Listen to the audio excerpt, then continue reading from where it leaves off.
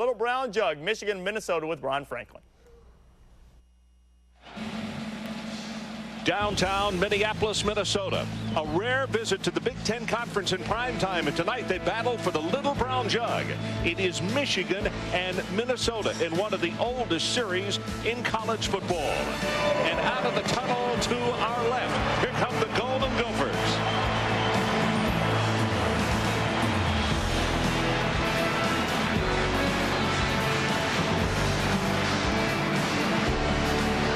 So they battle for the Little Brown Jug, and we are just moments away from United States. Visit Bowflex online at www.bowflex-endzone.com. You have the ultimate power.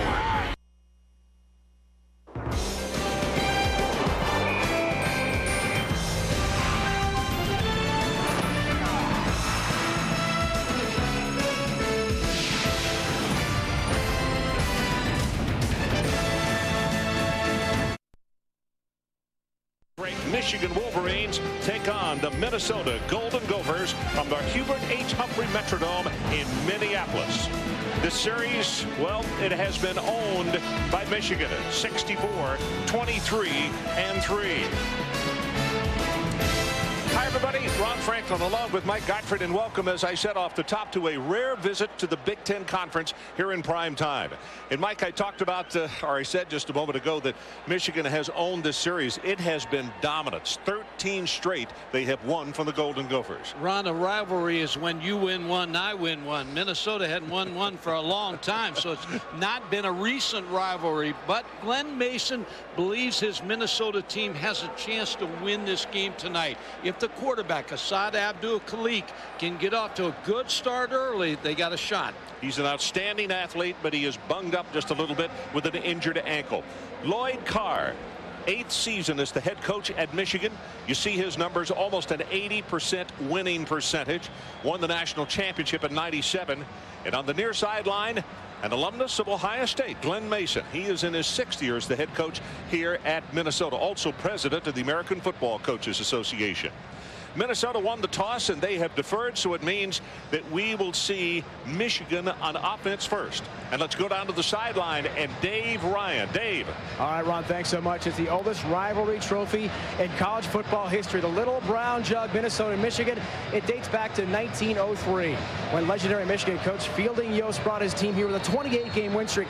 He expected that perhaps Minnesota would not provide him with fresh water, so he ordered some, and it came in the Little Brown Jug. It was a close game that went right down to the wire. 6-0 Michigan. When Minnesota tied it, the overflow crowd then stormed the field, and in the ensuing confusion, the Little Brown Jug was left behind. A couple days later, Fielding Yost asked for it back. He was told, if you want it back, you got to win it back. And the rivalry was born. Okay. You got a lot of clout there. We were afraid we were not going to be able to see the jug until late in the 4th quarter. Glenn Mason and the players haven't seen it for a long time here. It was funny. Glenn was quoted in the paper. Somebody was asking about the importance of winning this and to tell him something about the jug. And he said, hey, I haven't seen it. Not since I've been here. Nystrom kicks it off. Going to be taken at the 2-yard line by Tim Bracken. Bracken across the 15, and a very good coverage job by the Minnesota Golden Gophers. John Navarre gets the start at quarterback, of course. 6'6", 228, a junior out of Cudahy, Wisconsin. And Mike, he's a young guy that has battled adversity because they had to throw him into the fray because of injuries to other people around him. And he really has accepted that challenge, and it's worked well. He's done a good job. They need to find a way to run the football tonight.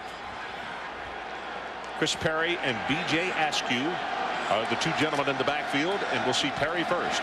Goes at left tackle. He'll have maybe a yard before Darrell Reed steps up and makes the hit. They say the ball is loose, and still no signal from the official. Recovered by Minnesota. Eli Ward, who is said to be the best of the defensive players, makes the recovery. So a fumble by Perry on the very opening play, and the Golden Gophers with a golden opportunity. Ron, Perry has an ankle injury last week, so he's starting this ball game instead of B.J. Askew, who started last week. Minnesota gets a huge break early. So that means that Assad Abdul-Khalik comes on as you look at Ward.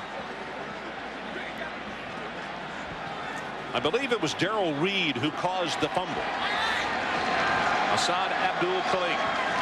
He too has been banged up a little bit. They fake the reverse. They go straight ahead with the handoff. And inside the 15-yard line is Terry Jackson, the second. And let's take a look at the lineups for the Golden Gophers. Terry Jackson, you just saw him. Thomas Tupay is listed as the fullback. He actually is a tailback.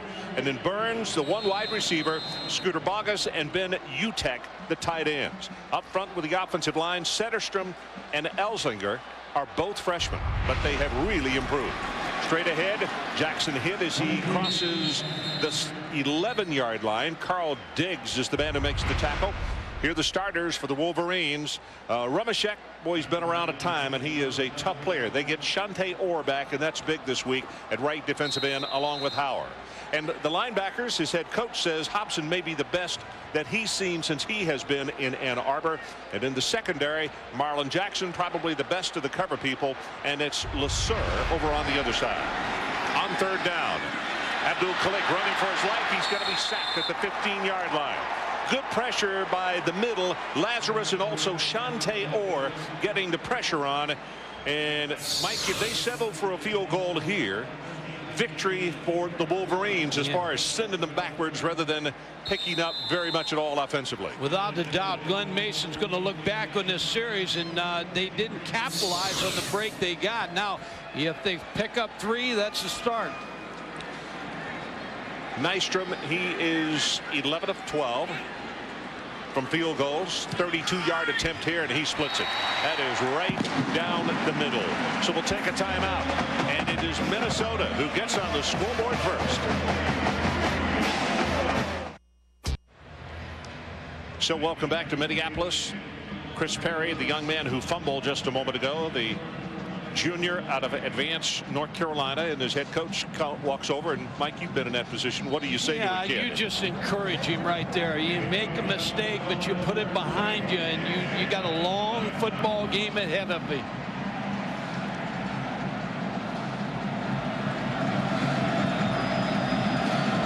Nystrom to kick it off, and it's returnable to the near side of the field. Going to be Bracken again. 10, 15, keeps it up the sideline, and finally gets bumped out of bounds at around the 25. And now let's take a look at the starting lineups, which we started to do, and Michigan fumbled so quickly. Chris Perry, B.J. Askew, Bellamy, and Edwards, the wide receivers, really fine tight end in Benny Jopru. And the offensive front, Dave Pearson, Petrozelli, Tony Pape. Some youth along with some veterans in there. This is a good mixture, and they have done a very good job as far as opening holds, and Michigan loves to run the football.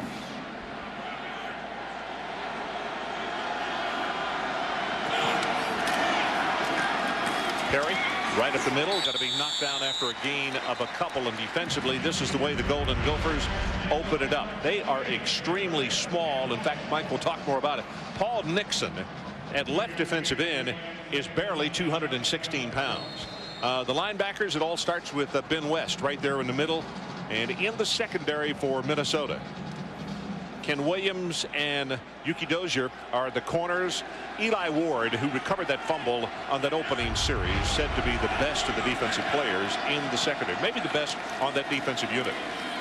Navarre to throw for the first time tonight, has his receiver, and just off the mark just a little bit, trying to go to Jermaine Gonzalez, the sophomore out of Pontiac. Ron, you talked about the offensive line trying to run the football and the smallness of the Minnesota defense. This offensive line averages 302 pounds. So they got some size and some weight on this Minnesota front four. Dozier on the cover, but the pass just a little too far in front. Third down. The line to make for Michigan is the 35.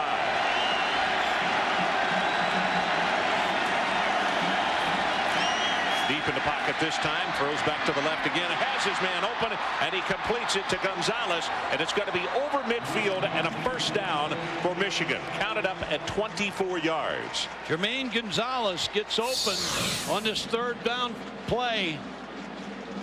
Gets contact, breaks a little skinny post, makes the catch. John DeBar right on the money. Mike, how many times and for how many years have you seen Michigan receivers, and it looked like they call central casting to get these guys who are all 6'2", 6'3", 200 pounds and run extremely well. Good targets for a quarterback to throw to. DeMar, as you can see, under center this time, and they go with the draw play, and that is Askew. He will fight his way, still fighting his way down close to the 41-yard line, and Dave Ryan down on the sideline. Let's go to you. Well, Ron, there's B.J. Askew getting a carry. Remember last week he played most of the game with Chris Perry out with his ankle problems, had more than 145 yards. Now Perry fumbled on his first carry of the game, and Lloyd Carr is known, especially with Chris Perry, to pull him out of the lineup. Happened earlier this year against Utah, and for the next quarter, Perry wasn't out there. Looks like he's more patient tonight. Chris Perry back in the field. Yep. In fact, he's got them both out there right now. That is Askew, who is offset to the right. And the quick pass goes to the other side of the field, though, and that is Bellamy. And he will be knocked out of bounds, but with the short gain, they pick up the first down. They move the chains down to the 35-yard line. And this is an impressive-looking drive for the Michigan Wolverines. Yeah, going back to what Dave Ryan talked about, it's too early in the football game to get down on anybody. Chris Perry got you here, so you stay with him. DeBar now 2 of 3 for 30 yards. Askew in motion. They give it to Perry. Hurdles a man and is going to go down hard at the 31-yard line as he got tripped up. Went airborne. Ben West, the middle linebacker, along with Darrell Reed, combining for the stop. Chris Perry hurt his ankle in the Purdue game. Lloyd Carr said he didn't come out, stayed in the football game. Darrell Reed, who made that tackle just a moment ago, very emotional ball player and one of the emotional leaders of this Minnesota defense as Perry goes to the sideline. Short drop this time. DeBar hit from behind and is going to be knocked down for a loss. Losley is the man who came through. Mark Losley, a freshman out of Spring Lake Park, Minnesota. 6'7", 264. Michigan is 6th in the Big Ten in giving up sacks. That sack right there, Losley, is the 19th sack against this Michigan offensive line and the offense. So now it's third down and big yardage. They need about 10.5 to get it. They need to take the ball down to the 25-yard line. Crowd up and trying to make some noise to help the defense. Japru in motion. They'd like to go to him, but he's shallow over the middle. The deep pass got it complete for the first down at the 19-yard line. Ronald Bellamy. Good for 16 yards. Nice throw by Big John Navarro. When we talked to Terry Malone, the offensive coordinator, he talked about Ronald Bellamy starting to be a big play wide receiver for this Michigan offensive football team. That's his second catch. He has 29 receptions this year. Bellamy 6 feet 202, a senior out of New Orleans, and they have been thinking that he was going to turn into something really good as they throw again, and this one well off the mark. Japru was the closest man to the pass, and somebody that we really haven't seen early on, and they decoy with him a little bit, is the man who was deep just now also. The man I love is Braylon Edwards. What a great looking kid, number 80, a sophomore out of Detroit. Saw tape of him in the Penn State game, and he is growing up in a hurry, and he's going to make some guys in secondaries in the Big Ten grow up in a hurry. Yeah, he's the leading receiver on this football team. 45 receptions. 10th play of the drive coming up. Askew the lone setback this time. And DeBar will give it to Askew on the draw. Takes it to the left. Gets a block. Tries to turn it up, and that is good pursuit on the part of the Golden Gophers. They keep him in bounds. The clock runs. It's only a gain of a couple. Justin Isom is the first man out there to lead the way. Also, Keith was there. And this is going to be third down and fairly long as Michigan has played behind the sticks. They've just been fortunate to hit the big third down plays. Well, John DeVar has been on in this drive, and Bellamy has been his target on 2 receptions. 3 of 5 for DeVar, 47 yards. To the top of your screen is Braylon Edwards, number 80, and let's see if they look to him. Chris Perry, the lone setback this time. Minnesota shows blitz, and here they come. Stepping up, got a man, and he threw it behind him. Miscommunication there between passer and receiver. Jason Avant was the man that was closest to the ball. And the field goal opportunity for Michigan, that's been an adventure this year. John DeVar trying to get this pass fitted in to Avant, but doesn't hit it. So this attempt is going to be from the 24-yard line. 6 of 16 this year cumulatively. This is Finley. And plenty of distance on this one, and he missed it.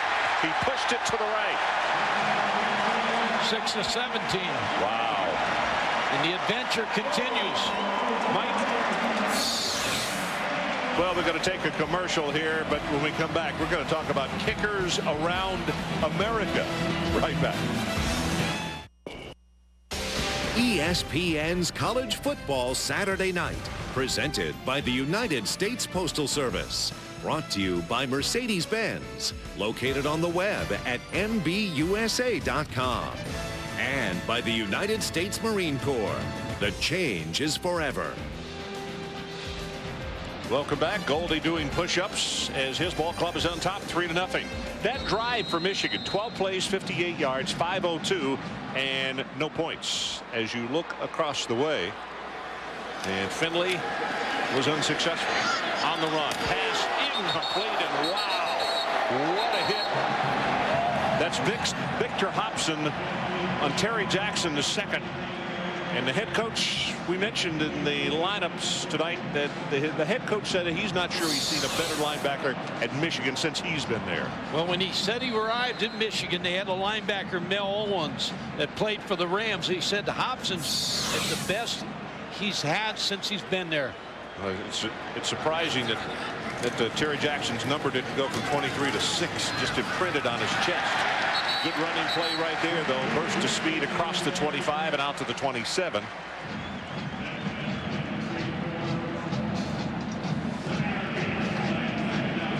Minnesota, Mike, has been running the football extremely well. 246.9. Michigan's defense gives up barely over 100 yards a ball game. Obviously, something's got to give tonight. A little deceiving, though, because in the 2 losses, they couldn't run the ball. Yeah, you're right. Both of them, they did not gain over 75 yards. Quick pass, got it complete. That's Utek, the tight end, and he will take it for the first down.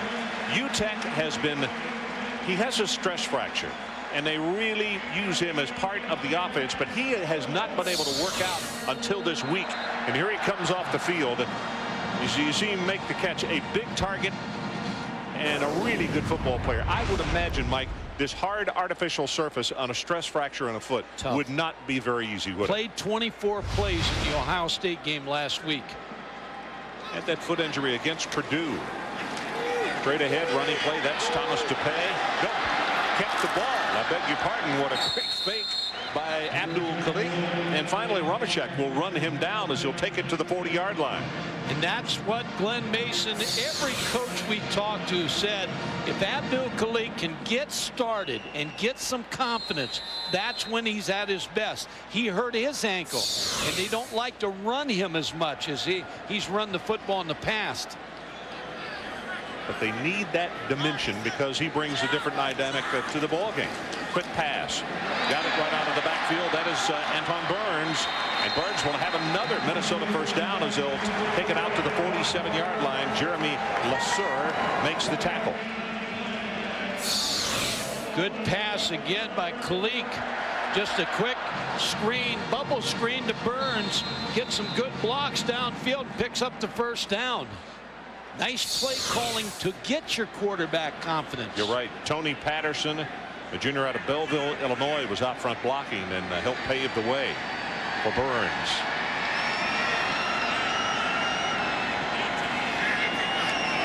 Minnesota 3-0. Here's the option right down the line. Tries to cut it back into the middle. And let's go back to the studio. Reese Davis. All right, Ron, checking in on Carson Palmer. Carson Palmer already with 1 touchdown pass against Stanford, and with this one, to Mike Williams, the freshman, number 59 in his career. That is a USC record, breaking the old mark held by Rob Johnson. 14-10 trophy. Our situation here, 5.5 minutes left, opening quarter. And home folks, Minnesota on top following a Michigan fumble on the first play of the night. 3-0 our score. And the bubble screen to the far side and hit immediately and knocked out of bounds. And Dave Ryan, let's check down with you after that catch by Mays.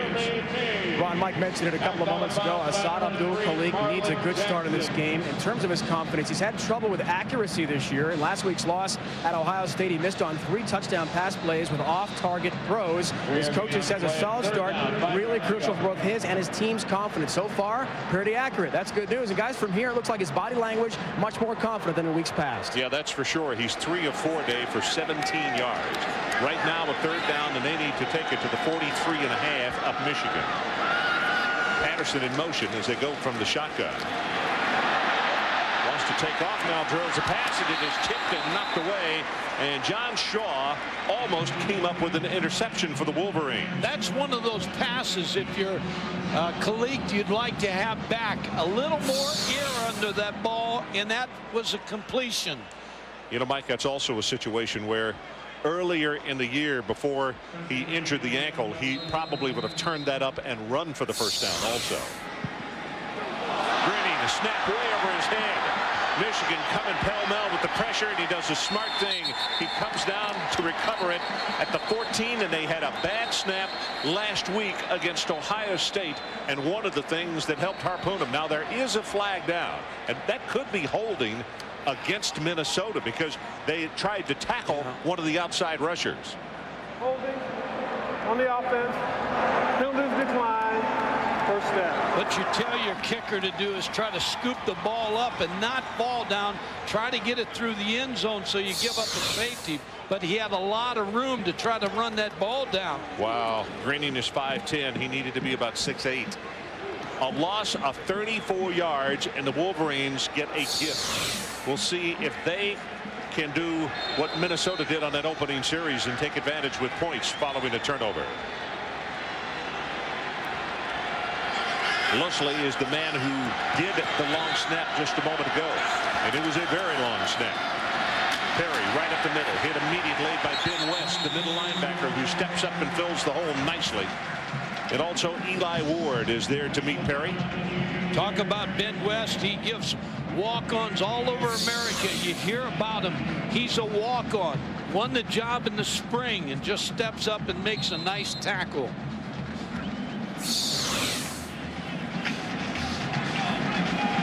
Clock runs at 4:35 left to play, opening quarter.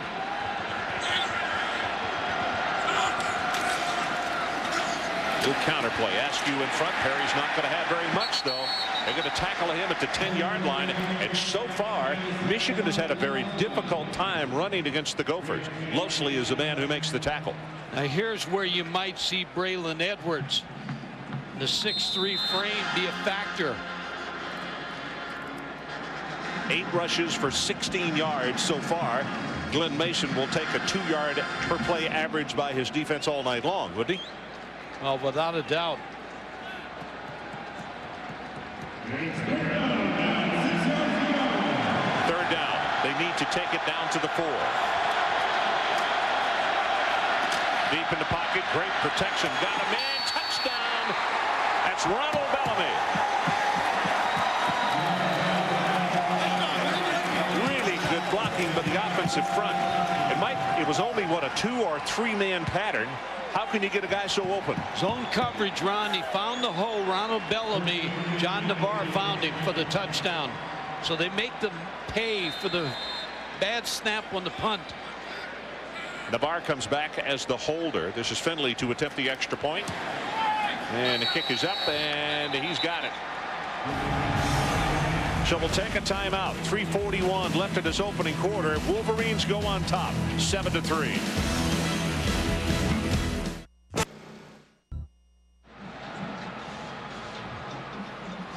Ronald Bellamy is going to get open, just come down here, and then he slides back, and the safety Isom runs past him. Good play fake by John Navarre. Little fake there. Isom goes too far. Bellamy adjusts, comes back, gets the window for the touchdown. Well, that was a nice job by the Michigan offensive line. Good job protecting. Yeah, they really did. And the blitz came from the safety, and they picked it up nicely, giving Navarre plenty of time to find Bellamy wide open. Grabs to kick it off. And this is going to go 1 yard deep, and Burns will return it. Burns bumps into his own guy and is not going to make the 20-yard line. He'll be tackled at the 17.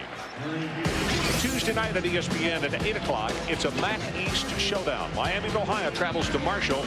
Will Byron Leftwich be able to continue his quest for the Heisman Trophy? Then on Thursday night, 7:30, in a must-win Conference USA matchup, Louisville takes on Southern Miss. College football on ESPN Tuesday and on Thursday. Ron, I hope we see Byron Leftwich. I think he's the best player in college football, and that scene where the offensive lineman carried him down the field will be remembered for a long time. That was really something. Yeah. So on 1st and 10, they try the sweep, and Michigan shows their backside pursuit and speed right there as Diggs runs it down, and Jackson has no place to go. I'll tell you this, Mike.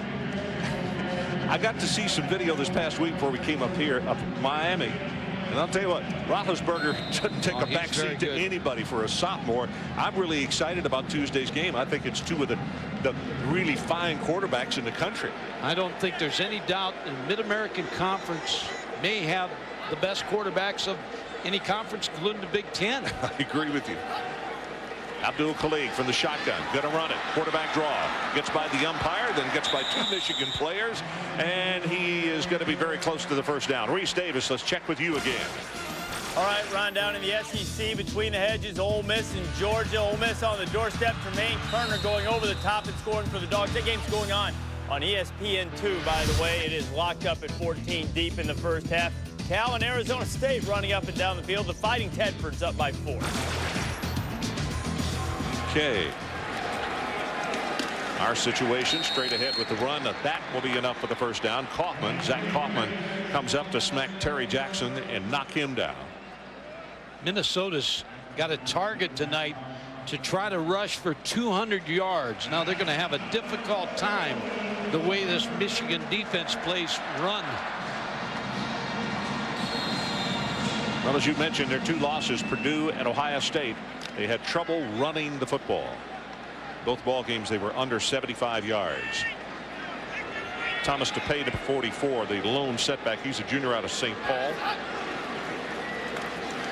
He rolled the pocket, looking, got a man, and he overthrew him. Boy, he had Aaron Hosack, a junior out of Walnut, California, and just overthrew him. And he knows that Hosack is 6'6", and he is a great target, but you just let him too much.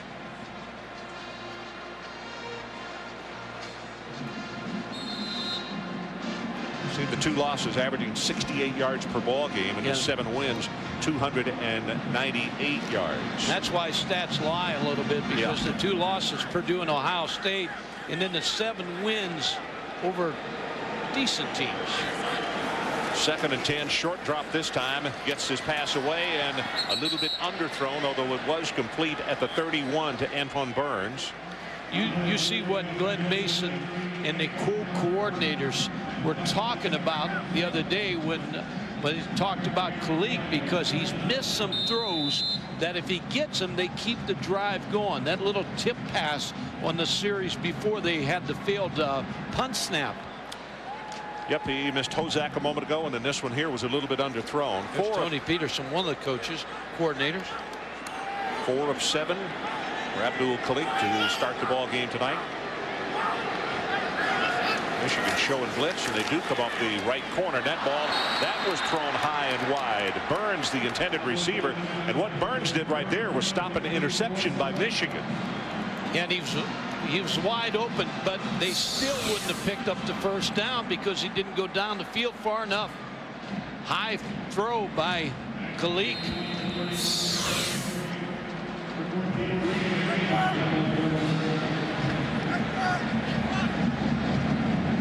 Now this is Peter Pruden who is snapping this time, number 57. First punt of the night since he didn't get the other one off with the high snap. And taken at the 30-yard line is Marcus Curry. And Marcus is going to spin and twist his way for a return of 4. 39 on the kick and 4 on the return.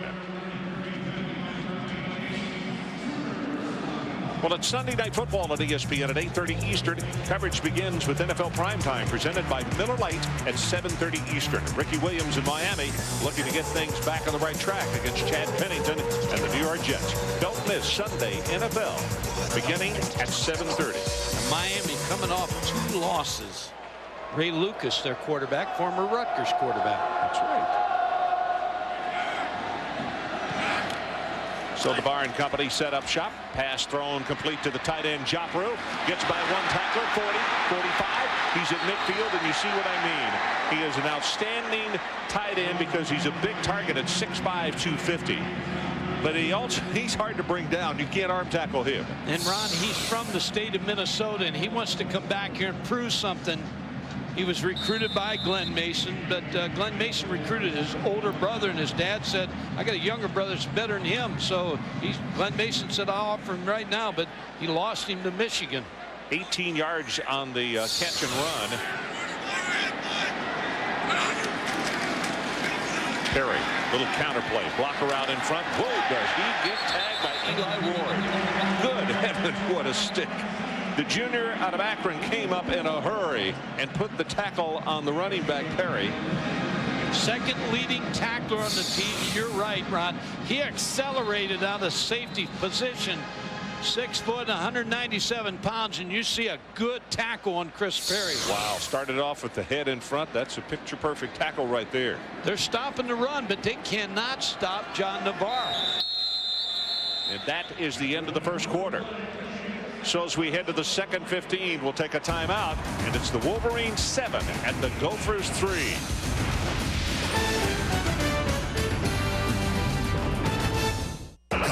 Oh! And she's having fun. Nothing like Saturday night college football. Here in the Big Ten Conference, it is a rare stop for us, and we're glad to be up here as they battle for the Little Brown Jug. Michigan and Minnesota at the end of the opening quarter. It's the Wolverines on top by 4. Navarre, draw play. 5, has 10. This is Askew, and he fights his way down inside the 30-yard line. A gain of 17 yards. B.J. Askew hits this draw, but the 302-pound average offensive line does a pretty nice job of blocking and opening up the holes. Dave Pearson, particularly the center, 6'3", 291, a junior out of Brighton, with a fine block on that play. Askew now 3 carries for a total of 25 yards.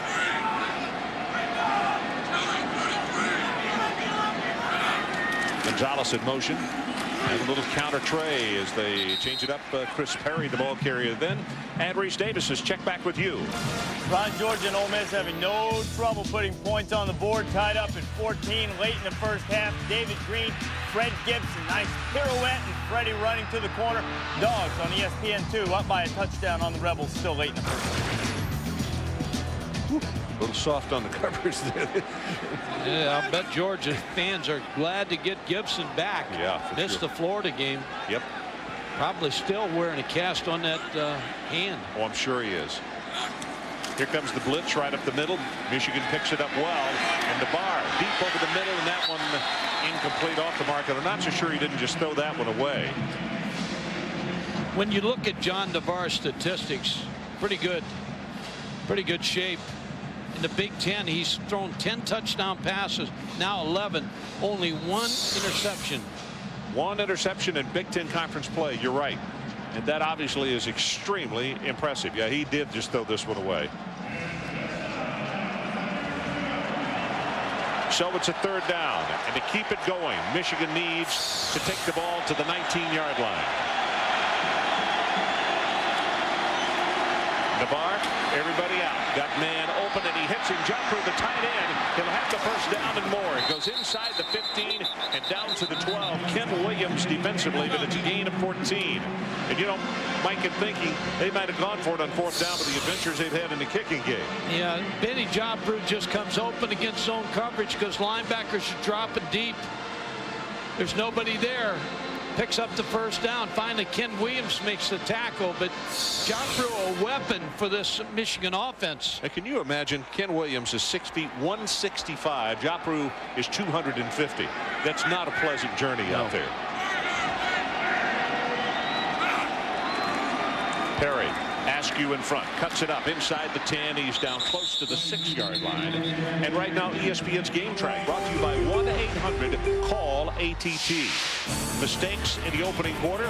Michigan fumbled on the opening play, and Minnesota made him pay. But then a high snap over the kicker's head, and it is a loss of 34 yards in the play, and then Michigan makes Minnesota pay. The touchdown pass right there, and that's how we stand at 7-3.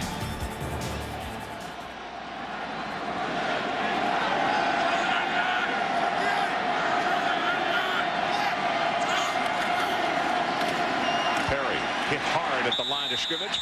Secondary, Justin Isom came up, the strong safety. He was in the box and almost right at the line of scrimmage, and he cuts the play off very smartly.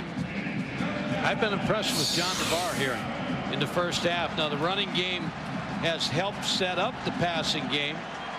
Isom with a good tackle, but John DeVar has come out with a hot hand. Very poised.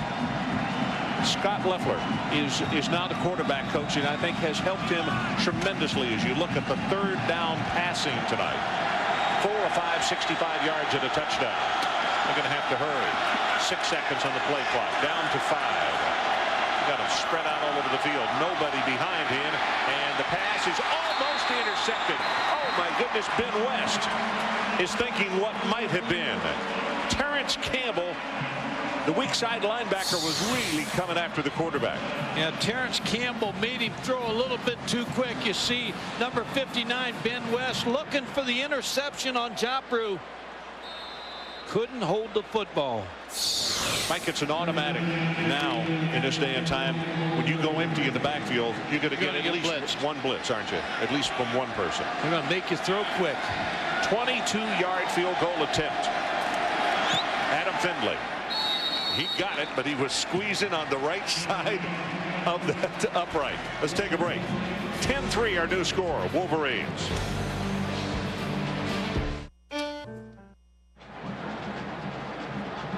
So John DeVar getting a rest across the way. His team comes away with a field goal. And right after we were bragging on him, he almost threw a pick right there inside the 5-yard line. You almost get the feeling, oh, Minnesota's got to get something on special teams, or their offense better keep their defense off the field, or they're going to get routed in this football game. They need something to happen good here on offense or special teams. Grabs to kick it off. Burns, who is back deep, one of the deep men, and this one is going to go almost out of the back of the end zone, so they'll take it at the 20. Well, tonight's Aflac trivia question: who scored the winning points the last time Minnesota defeated Michigan? The answer coming up a little bit later on. And that's been a while. 13 straight wins by Michigan. In fact, it's the 2nd longest winning streak in conference play in the Big Ten.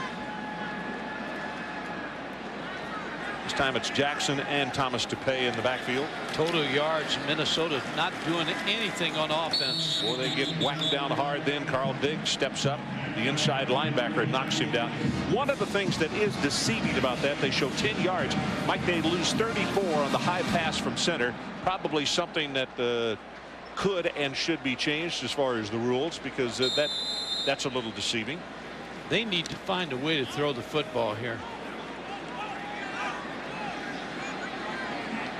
They got 3 riot receivers to the top of the screen. Out to the left, Jackson the lone receiver, and here comes a blitz off the corner. Pass is caught. Nice job by Patterson, and that one was thrown behind him. If he does not play acrobat there, that one might have been picked off. And this is what they're coming off last week against Ohio State. Now Ohio State got a pretty good defense, 3 points, 53 rushing yards, and only 59 passing yards. And their toughest part of their schedule, they're in it. Yeah, you're right. Third down, they need to take it to the 30. You can see Michigan playing bump coverage on the outside, and that pass is off the mark. Hosack, the intended receiver. Marcus Curry with the cover. And the crowd getting a little bit restless now as the offense, as you suggested, just has gone dormant. You know, when you're in a college quarterback in a pro city, you get booed quick. Second punt by Grinning. And Pruden again with the long snap. Did the last one. End over end, wobbly spiral. Now takes a huge Minnesota bounce and is going to go out of bounds at the 24-yard line. So we'll take a timeout. 51 yards on the kick. Just over 10 to play until halftime. Wolverines by 7. ESPN's College Football Saturday Night, presented by the United States Postal Service and in part by Circuit City. We know how you feel. That's why we're here. Circuit City. We're with you. Now the Metrodome in Minneapolis. And actually, we got very fortunate, even though we're playing inside, some mild weather here the last couple of days. You wanted to see snow. You said that last week when we were coming up here, and I still couldn't figure that out. Well, I'm from Ohio. I want to see one snowfall, and I'm hoping in Huntington, West Virginia, see some snow flurries at least. You may see some rain. I don't know. Christmas. It's Christmas. It's close to Christmas. Thanksgiving. I want to see a little wintry weather. You don't get that stuff in Mobile, huh? No. One time, that's gone. Well, this is Perry. Boy, he gets whacked at the line of scrimmage. And again, Terrence Campbell, the freshman out of Atlanta, one of the linebackers, comes up and tags him smartly. Two of those linebackers, Campbell is a freshman, Bradley Vance is a sophomore out of Calumet City, Illinois, and Ben West, who plays in the middle, he's only a junior, so they're young there. You talked about being inside, not outside. This crowd is not a factor. No, they're not. Not a factor at all for the Gophers. Hard to applaud when you're sitting on your hands. Second down. They need to take it to the 34. And the bar, deep drop, near sideline, got it to Bellamy, breaks a tackle, going to have the first down, and he will be close to the 40-yard line. Ronald Bellamy's having a career first half against Dozier. 10 yards on this play. Bellamy just on a hairpin route outside, and then makes Dozier miss. Bellamy 4 catches for 43 yards. You're right, he is off to an awfully good start.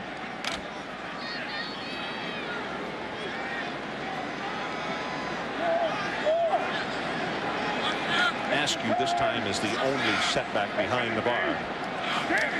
That's Edwards in motion. Pass to the far side. Yep, no flag. It waited for a moment, and let's go back to Reese Davis. Reese. Ron, the Cyclones pretty much nothing more than a soft breeze in Manhattan on this evening. Down 23-7 to Kansas State, and here comes Darren Sproles, who's looking for his 6th straight 100-yard game that would match the school record. The Wildcats rolling over Iowa State 30-7. Manhattan can be a difficult stop to make. Yeah, that's a hot football team right now, Kansas State. Yep. Nobody wants to play them. So it's second down and 10. Edwards again in motion. Got a man wide open over the middle, and that's Jumper, the tight end. Not going to get by the safety, Eli Ward, but he is down inside the 40-yard line. It's a gain of 25, and man, I think he and the youngster from Tennessee are the two best tight ends we've seen. They jump the short route and lead the wide open Jopru on the tight end. Watch the corner and linebacker jump the short route. Benny Jopru just slides in behind him on the corner route. He doesn't run like most tight ends, does he? No. Well, Ward is a sure tackler. I like him also. Good looking football player. 3 catches, 58 yards. Little counterplay, and now they come with a reverse. They get 1 block. This is Bellamy. Gets another block from his quarterback and is going to be knocked out of bounds around the 20-yard line. It's good for 18 yards, and right now Lloyd Carr is pulling out all the stops. Yeah, when you're throwing the ball as well as Michigan is doing, right now is a good time for a reverse, because you've got Minnesota's defense back on their heels. Ronald Bellamy shows you a great athletic ability running the football. Michael Lehan, we didn't know how much we'd see him tonight. He has been nursing an injured leg. Was over to help make that tackle. They said we would see him a few snaps this evening. As you look at Bellamy over on the far sideline. First down. They'll go back to the running play. Perry. And that's 3 tough yards hit by Eli Ward. Ward, I believe, we've got him unofficially for 6 tackles. He is at the 6 official tackles. Okay. 2 interceptions on the year. He was a strong safety. They moved him over to free. Probably could play corner as well. He's a physical kind of player, though. Good in that safety position. About to go under 8 minutes left until halftime.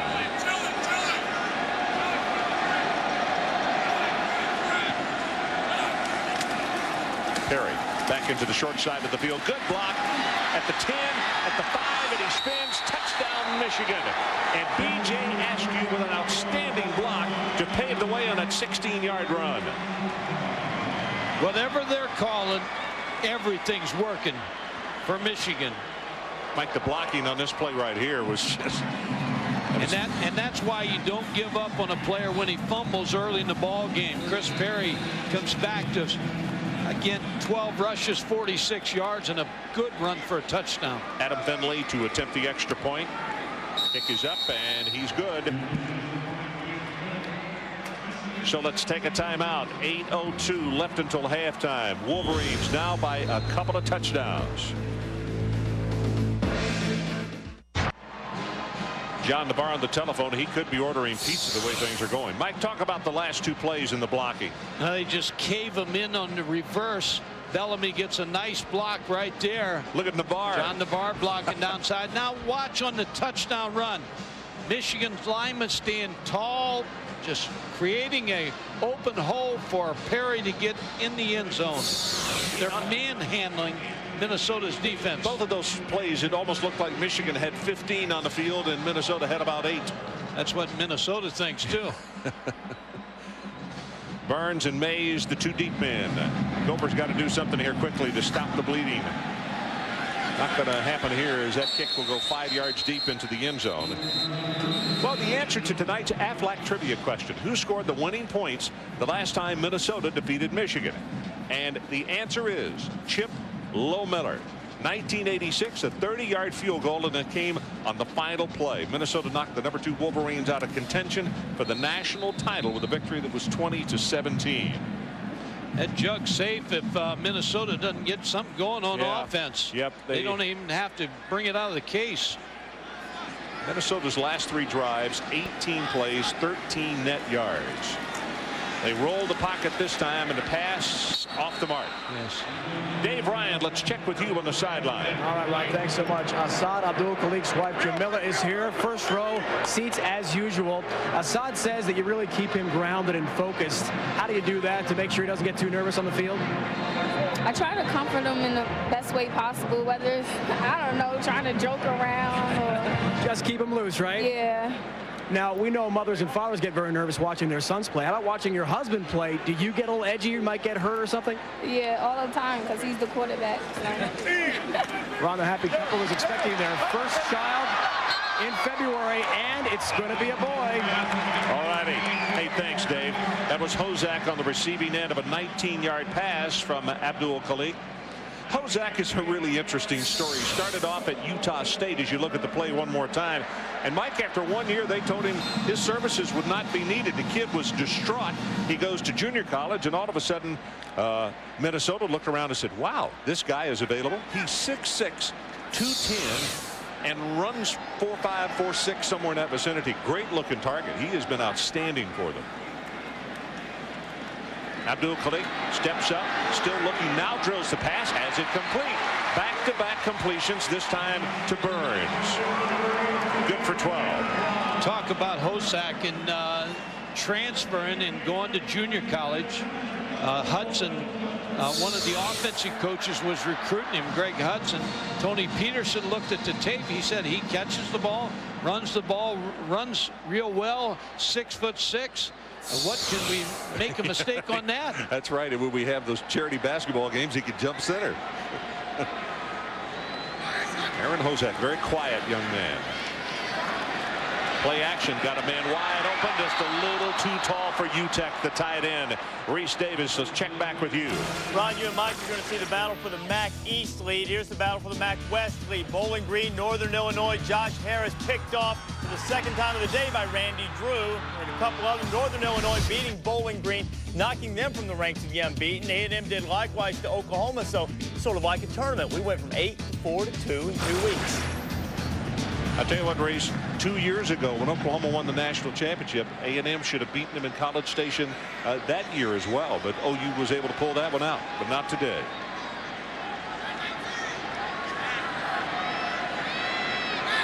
Second and 10. Pitch of the option. This is Jackson, and he's going to have very short yardage as he gets knocked down by Jeremy LeSueur. Missed block outside by Aaron Hozak on LeSueur. Kicked the ball out, and here's the missed block. Jackson is a really good-looking athlete, but he is not real big to carry the ball 25 or 30 times, which he has done on a couple of occasions in this football season. Difficult to do against a big, quick team like Michigan. Averaging 120 yards rushing per game. Third down, a hit from behind, gets his pass away, and it's almost intercepted as Marlon Jackson came over, and he would have taken that one the distance as Bowman was after the quarterback and catching him from behind. Marlon Jackson's going to say, how did I miss this football? He has 3 interceptions of the Michigan 12. Just couldn't bring it in. He could see touchdown. He was looking to where to go, I think. Wow. So it's 4th down. 3rd punt of the night by Minnesota. Preston Greening. He's going to throw the ball. Got a man wide open. Completes it 35, 30, inside the 25, and that's Eli Ward. We talked about he may be the best player on the team, and he shows right there his versatility. Ron, I like to call because everything's dead in here. Now you bring the crowd into the football game. Your team gets excited. You take a chance right there, and it's a good play called by Glenn Mason. Eli Ward catches the football, and Minnesota in great field position. I'll tell you what, that snap was low. They almost didn't get the fake off. I thought he was going to get it blocked. If he would have tried to punt it, he would have got it blocked. Eli Ward plays defense, special teams, can catch the ball, does a little bit of everything. Jackson, he's going to be tripped up. Nice job as Marcus Curry, the sophomore out of Detroit, came up, took his wheels right out from under him. Marcus Curry made the tackle on the special teams play, came right back and tackled Jackson. Very good tackling secondary for Michigan. Young Michigan football team. Rumashek, number 92, checks back into the lineup. Senior out of Addison, Illinois, 6'4", 273. 9th play of the drive by Minnesota. Pressure over the middle, and ball is intercepted. John Shaw. Good interception, Ron. That's exactly what you teach a defensive back. Go up and get the ball at its highest point. Grant Bowman is the man. Watch the pressure. That's Bowman right there who knocks him down, and he did have a man momentarily, but Shaw cuts right in front and makes the pick. Timeout. 17-3, and the Wolverines on top. For the best lobster, you could go to Maine. For the sweetest shrimp. So we're back with 5:18 left until halftime, and I mean the Golden Gophers with a really good opportunity. They fake the punt. Eli Ward catches the pass, and then the interception by Shaw in the end zone. Flag is down. That's going to be movement against Michigan. I think it might be Tony Pape Number 77. Prior to the snap, false start, offense. 5-yard penalty, it's still first down. Terry Malone, when we talked to him, the offensive coordinator for Michigan, he said he'd just come out of the indoor facility and Lloyd Carr had the noise blaring. He said he had a headache from listening to music because they were trying to get ready for this crowd. Well, silence would have done it. Yeah, Mike, that is the first penalty of the ball game. Yeah, Michigan has taken the crowd out of this game. Zaskew in motion. And they go off left guard. Flag comes down. Now all of a sudden, I never should have said it was the first one because they may start raining them. Ben West makes the tackle. It's going to be holding against the Wolverines. Number 76 may get the holding call.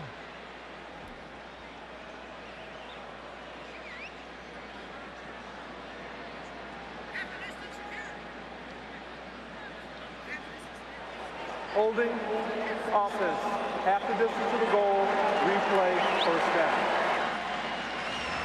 So this penalty is going to push it back just inside the 10. And let's see where they're going to put it down at about the 7.5-yard line.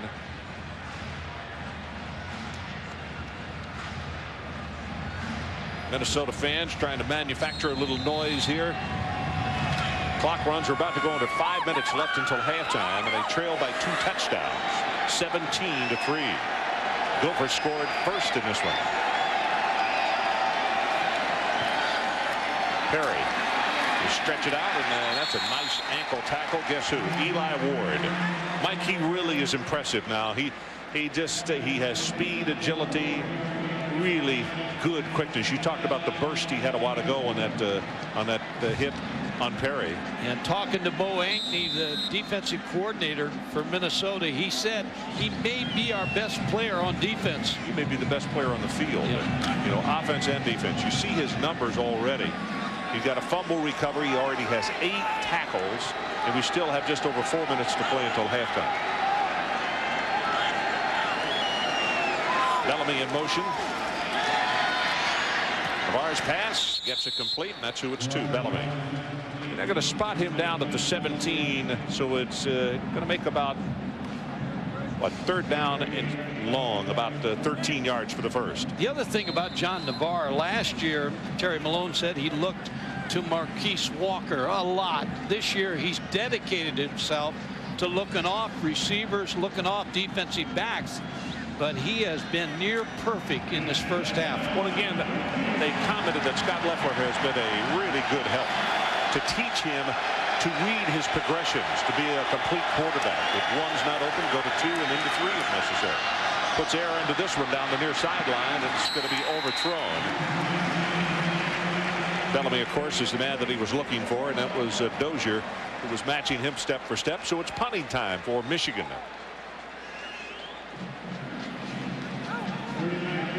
First punt of the night for Michigan, and it comes at the 3:28 mark. Second in the Big Ten is Finley.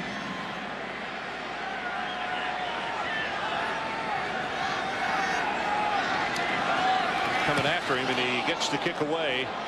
Flag comes down. High kick, and now here's a flag at the other end.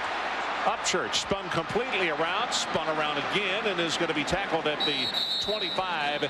This is going to be, I don't think roughing, but running into the kicker, and then we got halo violation at the other end. 50 yards in the kick and -5 on the return.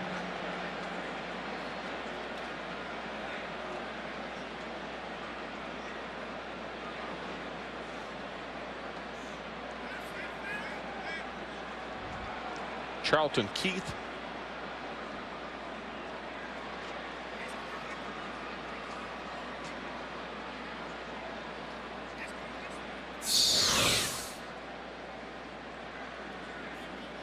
Here's the running into the punter.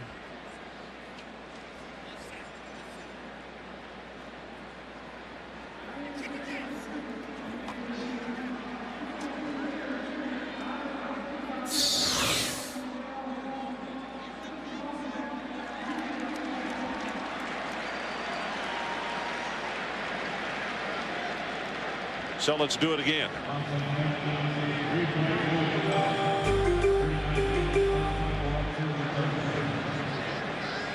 Pawlowski is the man who made contact, bumped into the kicker.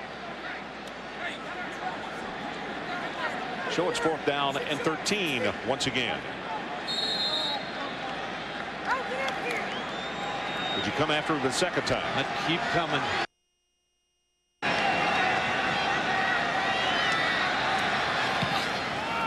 Boy, this is a dandy kick. Spiral is turning over, taken by Upchurch at the 29, 35, 40. Flags all over the place. He got tagged and stayed up. The ball is loose. I mean, he got hit with a head-high tackle, and he still came off of it. 54 on the kick and 14 on the return.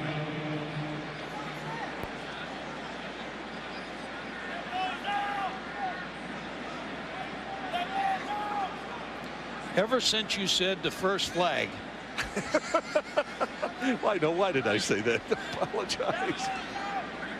Turn, illegal block in the back, above the waist on the receiving team. 10-yard penalty, 1st down.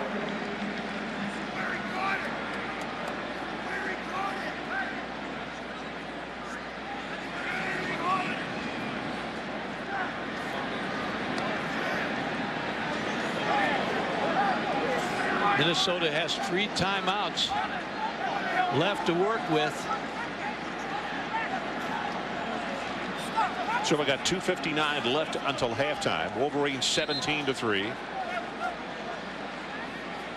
And the Gophers had a really good drive that last time down the field. They converted the 4th down situation on the fake punt, and then they tossed the interception and see if they can move it again as Michigan quickly breaks from that defensive huddle. Jackson, big opening, has 5, has 10, and is going to find his way forward for another. Let's call it off at 11 yards on the play. And Reese Davis, let's check with you again. All right, Ron, in case people missed it earlier today, Ohio State 4th in inches in the 4th quarter. This is their season as far as their national championship hopes go. And Tressel went for the jugular. Craig Krenzel, Michael Jenkins, touchdown. Buckeyes still perfect at the 10-6 victory.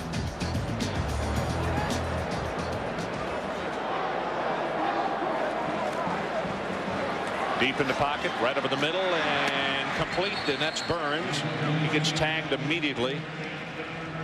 That's a good catch by Burns. A low throw brought it in.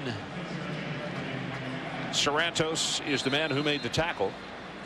Here's where you hope you can use Ben Utek a little bit. Talked about his injury. Yeah, you have to wonder. Lined up right here, tight end. You ask him how many snaps, and they said, we don't know. We'll just wait and see how he reacts. Blocking on this play, Jackson. Whoa, does he get pushed back?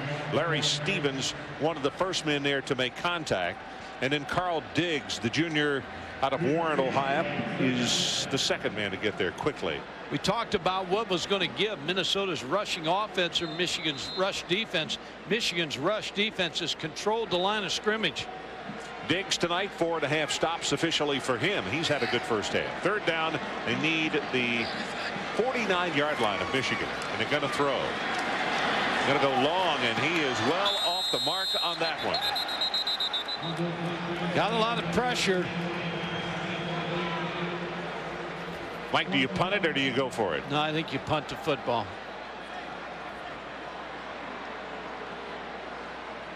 Larry Stevens, number 13, really came after Kalik.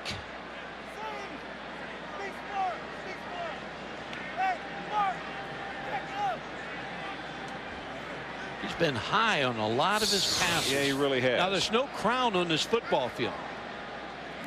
Everything's flat. Good kick. Spiral turning over. Fair catch is called for. Wow. And now he looks to see where he is. And he is at the 3-yard line. Reese Davis, let's check with you. What yard line are you on? With my heels on the 10 and not moving backwards, Ron. Coming up in the Saturn halftime report, Ohio State's going to slide on up after that fantastic finish that you just saw against Purdue. And speaking of fantastic finishes, one of the best in college football history between LSU and Kentucky. And we'll also check out an orange uprising, maybe not the one we expected. Okay. Our situation, Lloyd Carr, if you looked at the two coaches on the sidelines, you might think that Lloyd, the score is reversed.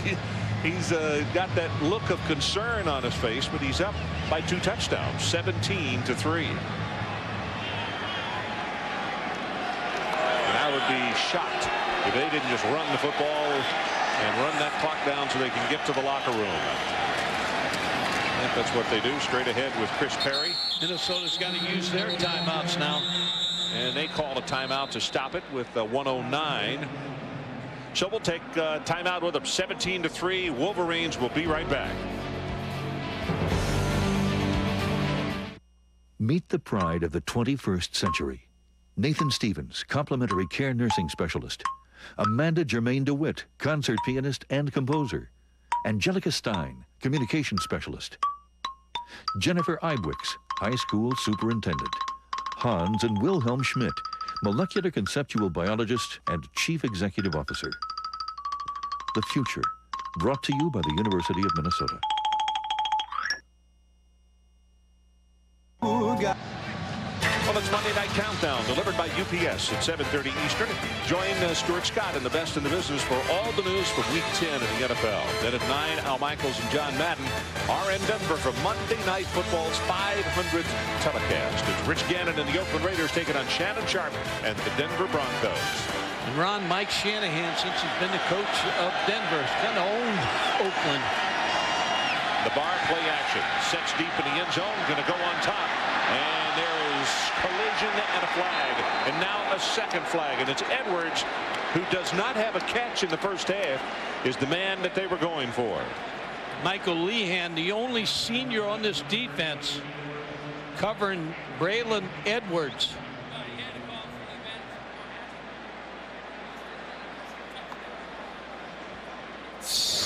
Not a bad penalty, Ron, because it's still going to come back down here. Uses his right arm, got tangled up. Official did a good job getting the flag out and getting out of the way.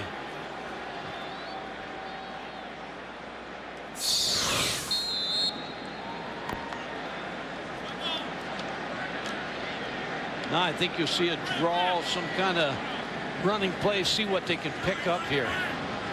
62 seconds left until intermission. And it's Perry again. Hit from behind a second time. Eli Ward will bring him down. Eli's coming. I'll tell you, he has had some kind of half. 9 tackles for him in this first half of play. And Dave Ryan, let's check with you down on the sideline. Around that run a moment ago by Chris Perry. Pretty impressive first half for him, considering more ankle troubles. Before the game, the trainers told us he had been pronounced 100%. Didn't play much last week, remember, in their victory over Michigan State. Did start the game tonight, and several times has had his ankle retaped. Has had lengthy discussions with the trainers to make sure he's 100%. It looks like, guys, from this angle, he's not having the easiest time making the cut on that injured right ankle right now. Dave, you know, one of the interesting things, particularly for injuries like that, but not many teams in the Big Ten ever play an artificial surface, and it's got to be a difficult thing if you just don't do it, because I mean the wear and tear, the pounding on the ankle, the knees, and also on the hips is considerably different. Yeah, Lloyd Carr talked about that this week when we talked to him. He said players are aware of the hard surface and the dome situation, so they've handled it well here in the first half. Well, they've got a situation with the grass at the big house, and they're going to take it out and put in artificial next year, but not the same kind that they have here. That running play for short yardage, and another timeout called, and that's the last one by Minnesota, as the tackle was made by Bradley Vance. Minnesota wants another shot at this football. Well, guess who's watching this game right now on American Forces Network? None other than the soldiers from the Pennsylvania National Guard, who are now on duty protecting U.S. bases around Germany with Task Force Keystone. Glad to have you with us, and thanks for what you do, ladies and gentlemen. 7 points for the Wolverines in the opening quarter, 10 in the second. Gophers scored first. There was a fumble on the very first play from scrimmage. Perry came rid of the football, and since then it's been all Wolverines as they have scored the 17 unanswered points. How about Ohio State today? Purdue played well. Oh, did they ever?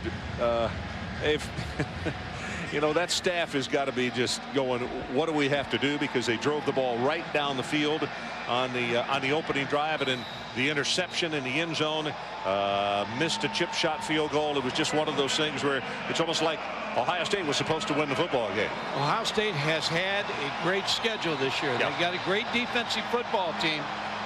This Michigan football team will appear in Columbus in a couple weeks. Third down, and they need to take it to the 30-yard line.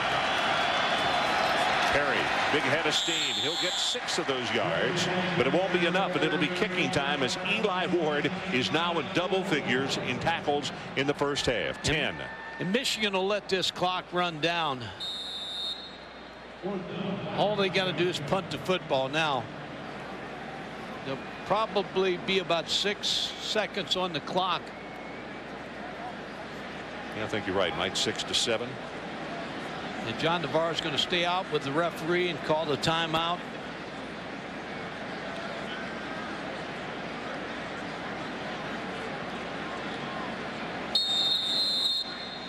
And the timeout called with 7 on the clock.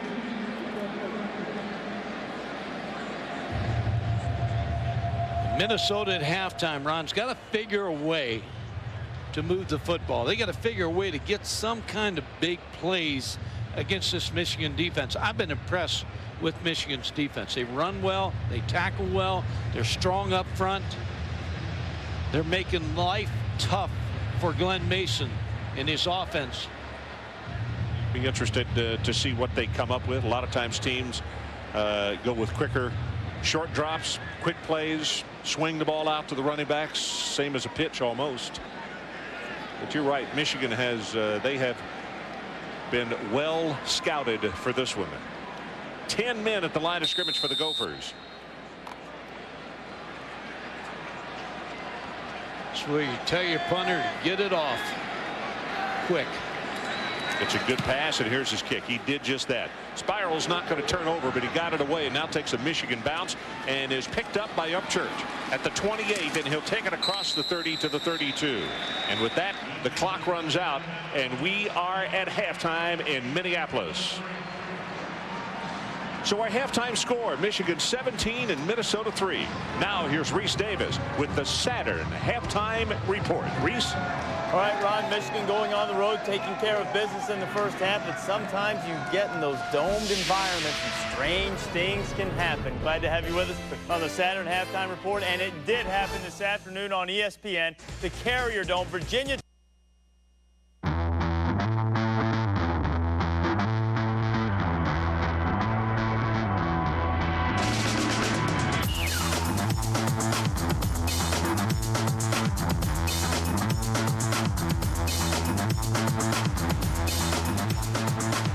So you look at some of the crowd here at the Metrodome. 17-3, Michigan on top, trying to make it 14 wins in a row over the Golden Gophers. And in the first half, 15 carries, 6 yards in rushing yardage. That's not going to get it, Michael.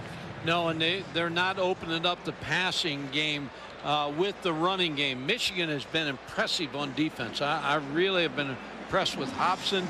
The secondary is blanketing the receivers. There's not much there from Minnesota. Let's take a look at the first half stats and talk about what jumps out at you besides that 6 yards rushing. That's pretty well it, Ron. Missed passes and then third down conversions. Michigan is 4 for 8, but Minnesota's only 2 for 8, and they missed their last 5, so they can't keep anything going. And the one drive in the second quarter that was going really well and got it down inside the 20 and then threw the interception.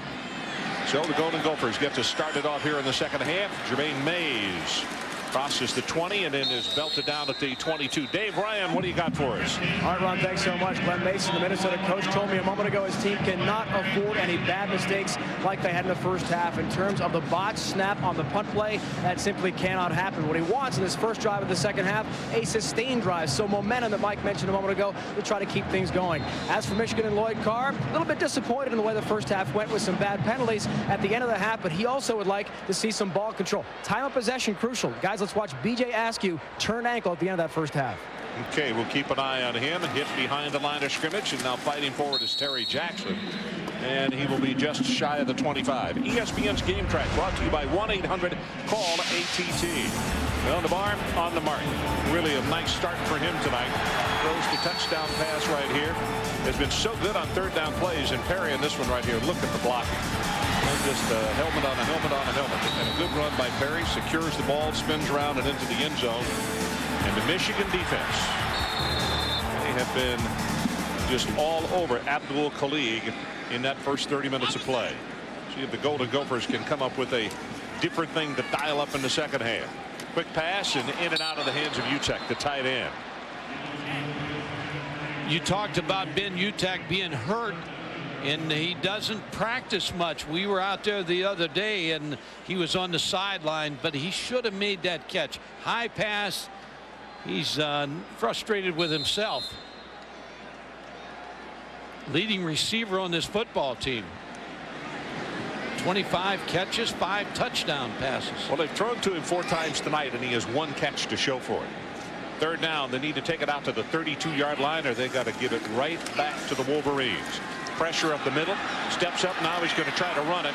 Stiff arm it up the near sideline, forced out of bounds. He has the first down at the 35. Victor Hobson forced him out of bounds. And it was Kaufman that he got a stiff arm on and picked up a couple of extra yards. Yeah, shows you his strength right here as he drops back to pass, gives a little stiff arm. He's trying to get to the yellow line.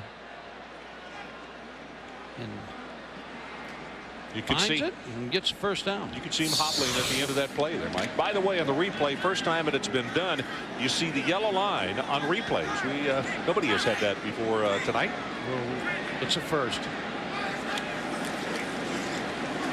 Play action, throws it back to Baucus, the other tight end, and he's going to take it out close to midfield. In fact, they will spot him out at the 49. John Shaw on the tackle, and there is a flag down. Roughing the passer. Marlon Jackson came on a corner blitz. Going to see the ball's released. Wow. Brushed him. Well, the theater department would appreciate it. Yeah, got the face mask. Yeah.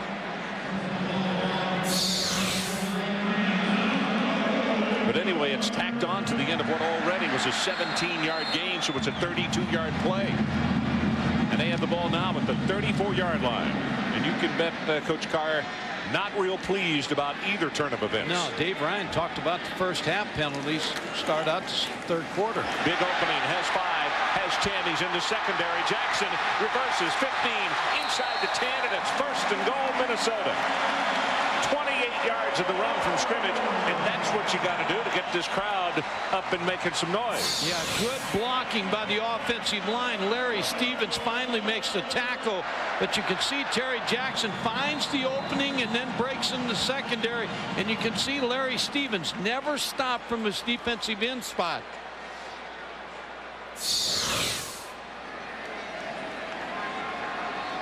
Jackson tonight, 64 yards, 12 carries. That average was below 2 back in the first quarter. Now +5. Play action. Got a man open. Did he throw it in time? Yes, he did. Touchdown, Patterson.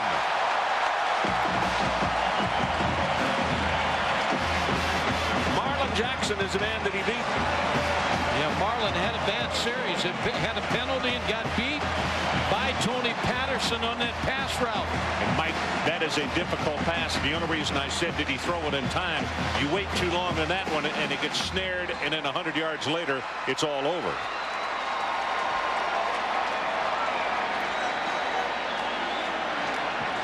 Nystrom to attempt the extra point, trying to make this a 7-point ball game.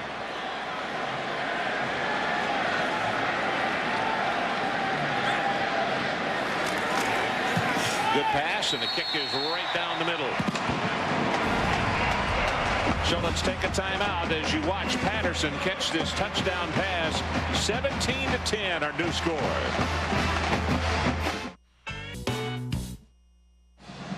Marlon Jackson sees run right here, but Tony Patterson's going to come at him and then break away. Shows like he's going to block him because everybody else is blocking run. Tony Patterson runs away from Marlon Jackson. A one receiver route, and Kalik hits the touchdown pass.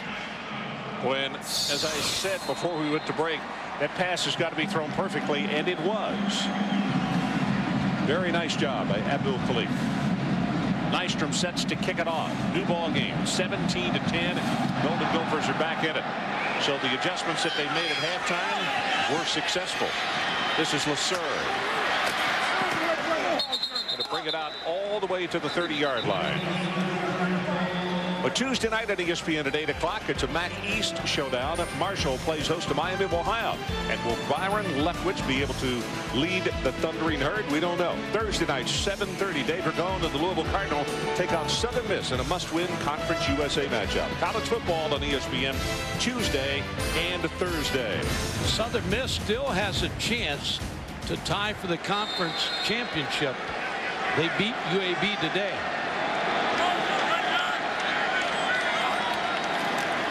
Pitch comes to Chris Perry. Has a blocker in front, turns the corner, stiff arms one man, and he'll be tackled at the 25. Reese Davis, let's go back to you.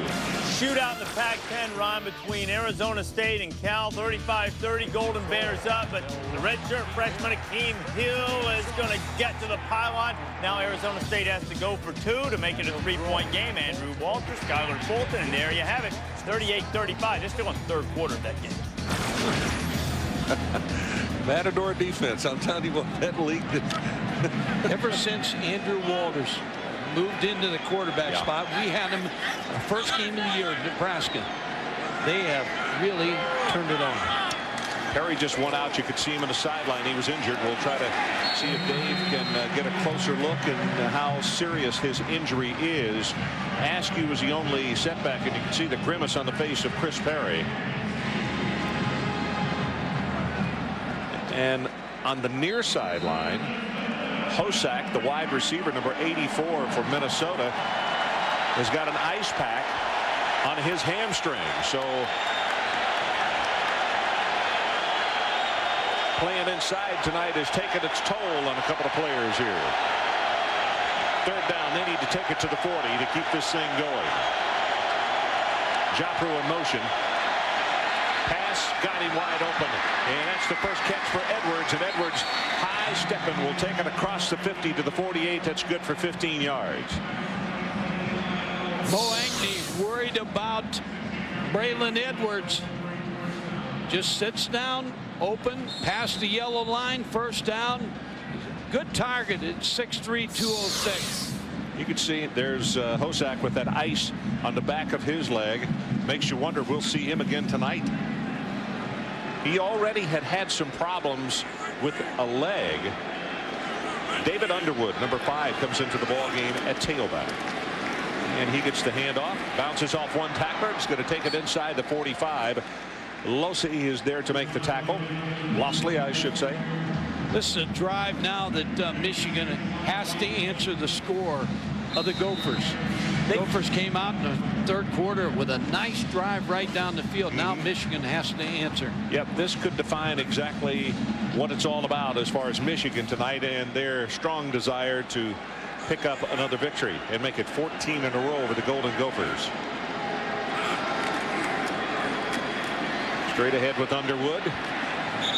And he is going to be close to the 40-yard line. Eli Ward with still another tackle. Dave Ryan, what do you got for us on injuries? Ron, we talked a lot about Chris Perry and the right ankle problems. It's still tender, the trainers say, but the last issue was a rib shot he took.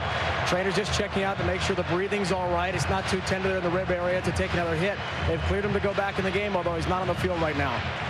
Okay, we got a shot of him on the sideline, and we did see him with they had the jersey up, and they were seeing how tender that chest was. He did take a really tough shot. Third down, need about 2. Short drop. Pass is almost intercepted, and that time Navarre did. That's the old Navarre. He stared him down. Justin Isom, the safety, read the route and almost picked the football off. See number 20 sitting back here. And he had a shot at it. You could see that head. It never moved. He was locked on that receiver from the first count.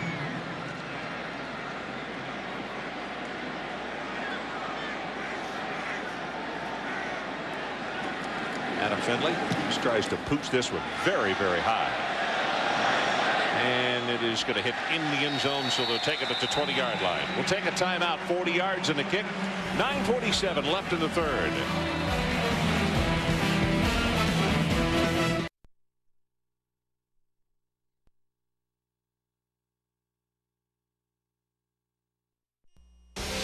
ESPN's College Football Saturday Night, presented by the United States Postal Service and in part by Pennzoil. We're driving protection.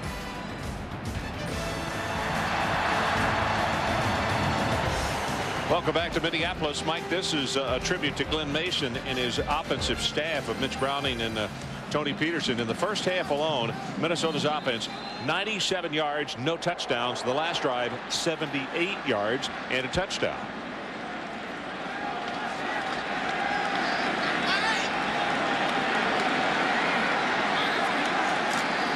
Abdul Khalik, play action, reverses it. Heavy pressure, now going to try to run it. Going to head close to 10 yards in the play, and it looked as though Lasser and Bowman are the men who got there to make the tackle. Khalik made a fast decision to run that football. Looked like a bootleg, and he had an open receiver, but he tucks this ball quickly.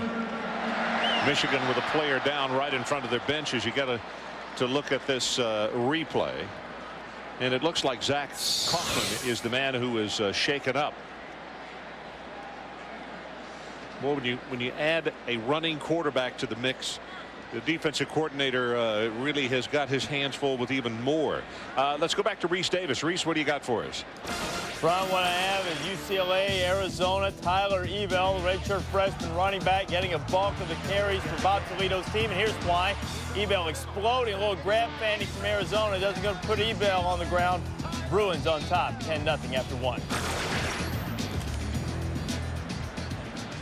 Kaufman is still down at the 35-yard line. Those last two rushes by Abdul Khalik, good for 22 yards. Ron, how about Michigan State today? They rolled over Indiana. There's reports that Marvin Lewis, they may be interested in him. He's the Washington Redskins defensive coordinator. I wonder why they don't look at Sherman Lewis. He's a former player there, and I've always wondered that. Very successful assistant in the pros. Got Michigan State ties. Would be a good choice. Danny Upchurch comes into the lineup as you get a look at Kaufman, who has come over, and the trainers are going to check him out a little more. They fake the reverse, and the big opening for Jackson. Breaks it over the 40 to the 45-yard line. Good for the first down. That's a gain of about 13 yards. It's almost like a different football team. Maybe Minnesota State beat Fox in the first half, and Glenn Mason in the second half, because this offensive line's controlling the line of scrimmage. Mike, and in the first half, Ron, they only had 3 plays of over 7 yards. Yep. Now they're getting big plays. Yeah, very quickly they come to the line of scrimmage. Jackson, he gets belted hard after a short gain on that one. And Dave Ryan, let's go down to the sideline and check with you. Ron, you talked about the injury to Eddie Hosack a few moments ago. He's one of the top targets, certainly the tallest target for Minnesota quarterback Hassan Abdul Khalik. He's got a pulled right hamstring. Trainers say it looks like he's done for the night. It was iced for about 15 minutes. Then just a second ago, he took the ice off, but he's got the gloves secured to the helmet. Looks like he's done for now. Yeah, it sure does. Thomas Tepay is the running back for Minnesota now on second down and long, and somebody better get to that football. That was, they're going to say incomplete. It sure looked like a backward pass. You know what I think Khalik saw on that play? He saw Marlon Jackson, and he did not want to take any chances on that pass. But let me ask you a question. This is what Lloyd Carr is talking about. Where's the red line? See, that ball is thrown away from the line of scrimmage. The new line of scrimmage should be back at the 43-yard line. It shouldn't be out at the 48. Yeah, Lloyd's arguing. Yep, and he's trying to say it's direct, and it's not. That was a backward pass. Third down. Retreats deep in the pocket. Now going to run it. Coming at the 50, 45. He'll have the first down at the 40-yard line. And a flag comes in late. Charles Drake on the tackle. Gain of 12. Abdul Khalik is showing running ability. Personal foul. Michigan. The scoring drive just a moment ago. There was a personal foul on Michigan. Now, personal foul on the defense for a late hit. 15-yard penalty with an automatic first down. Larry Stevens is the man I think you're going to see that is the guilty party. Abdul Khalik does a wise thing and gets down. And there's the late hit. Number 90. Yeah, 90. Hoyer rather than Larry Stevens. Scooter Bogus comes in at tight end, number 88. But it's amazing how this offense has perked up. Two tight end alignment. They pitch, now they come with a reverse, and it's a double reverse. Jermaine Mays, and all of that for a 5-yard loss. Marlon Jackson stayed home. The All-American corner just sat and waited, read his keys, stayed home. Double reverse.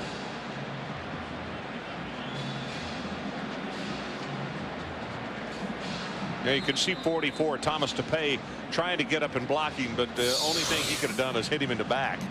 So it's now going to be a second down and 15, and not what you want to do playing behind the chains the way they are right now. Marlon Jackson just went to the sideline. Might have been shaken up on that last play. Blitz right up the middle. Not much space to run, and he's going to be tackled after a short gain by Larry Stevens.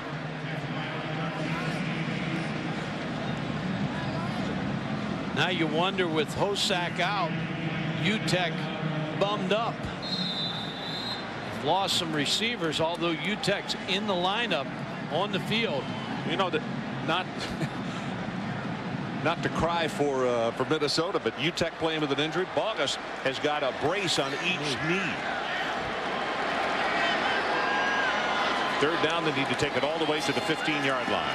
Deep in the pocket, here comes the pressure. Bowman throws it for the end zone. It is caught, and they will score the touchdown. Burns, and there is a flag down at the 3. Penalty's going to be on Michigan. Charles Drake in the secondary. Maybe a face mask or a hold.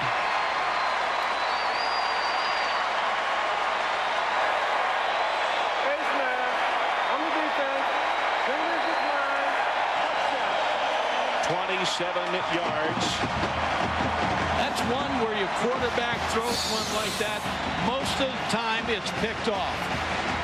This one results in a touchdown. And Mike, I think the only reason he didn't make the pickoff is he got turned completely around and was a little disoriented. Extra point attempt, perfect. Right down the middle by Nystrom. Take a look. 6:06 left in the third quarter, and we are tied.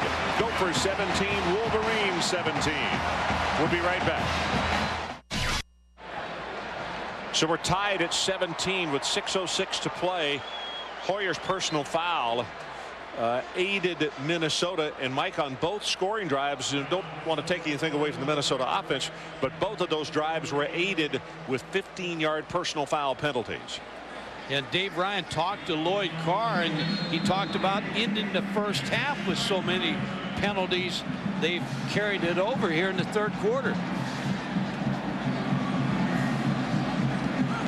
Bracken and LeSueur, the two deep men, as Nystrom prepares to kick it off, and here he goes. 1 yard deep, and he'll return it. 20, 25. LeSueur will take it out close to the 30-yard line. Well, it's Sunday Night Football on ESPN at 8:30 Eastern. Coverage begins with NFL Primetime, presented by Miller Lite at 7:30 Eastern. In a classic AFC East grudge match, Ricky Williams and the Miami Dolphins face the New York Jets. Don't miss Sunday Night NFL beginning at 7:30. Dolphins are like Tennessee in college football. They got a bunch of injuries. They do. Tennessee losing to Miami today, a team with not many healthy bodies. Chris Perry back in the lineup at tailback.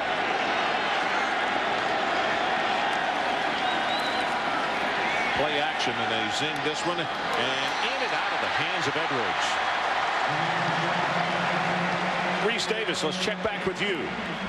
All right, Ron, Stanford has won 3 straight over USC, and I'm feeling pretty good in saying that that streak is going to end. I think I can be comfortable after Sultan McCullough goes into the end zone and the Trojans up 49-17, and Cal has surged back on top of Arizona State 41-38. Okay, Reese. Our score tied at 17. 5:49 left in the third quarter. Play action to Perry again, and the pass out in the flat got it complete to Askew, and BJ's going to take it up close to the first down. In fact, I think he has it. The senior out of Cincinnati, tackled by Terrence Campbell. Ron, Michigan looks like they've lost concentration. Controlled the first half till the last couple minutes, and I'm sure Lloyd Carr's worried a little bit about his football team staying focused against this Gopher outfit. Got a comment on that in just a moment after this play, as we talked at halftime about the atmosphere in the dome and how it was almost like a morgue. It was so quiet. Askew has 5, has 10, hurdles a man, goes out of bounds, and he's going to have a gain of 13 yards in the play. They're accustomed to playing at home in front of 110,000, and it gets pretty darn noisy and rowdy. At halftime here, Mike, there was nobody making any noise. We've talked about the atmosphere was just, it can't be helping anybody, and it could affect Michigan. And now, how do they restart? How do they rekindle that engine and get it going? I'm surprised too. We haven't heard "Hail to the Victors" because their band's not here. Yeah. So one of the classic college football songs. No question. They would not have played it here in the second half anyway, though. No. Lehan, Michael Lehan, the only senior on this defensive football team for Minnesota. They were going to get limited time out of him tonight. He has had a leg injury, and it looks as though that he has re-injured that leg. You can see he's showing him it's his kneecap on that right leg. Happened right in front of the Michigan bench.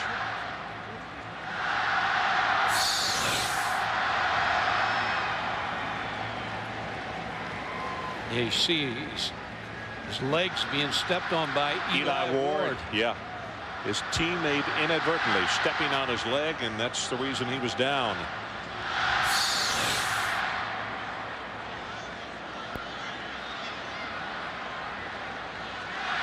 It's amazing, Mike, that he is the only senior on this Minnesota defense. I talked about Michigan too. Michigan is a very young football team. Minnesota on defense.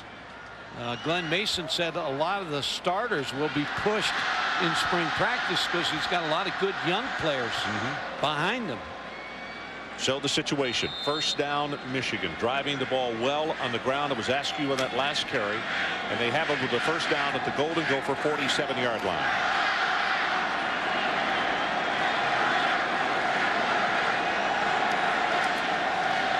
Play action, sets deep in the pocket, going to go deep over the middle, and there is Edwards. 20-15 inside the 10, and it's first and goal, Michigan. Justin Isom saved a touchdown, but that's the young man I talked about in the first half. You watch him on tape, and he is so impressive. Braylon Edwards benefits from the fake by John DeVar. Now you see what a good athlete he is once he gets the football. Yeah, and he's a big guy, Mike, at 6'3" and almost 210 pounds. Wonderful target, and he, as Mike said, he can carry the mail once he gets the delivery off the truck.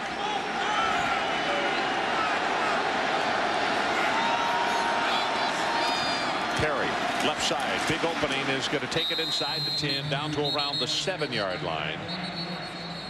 So right now, let's take a look at the Pennzoil storyline. Navarre, 12 of 21, 194 and a touchdown.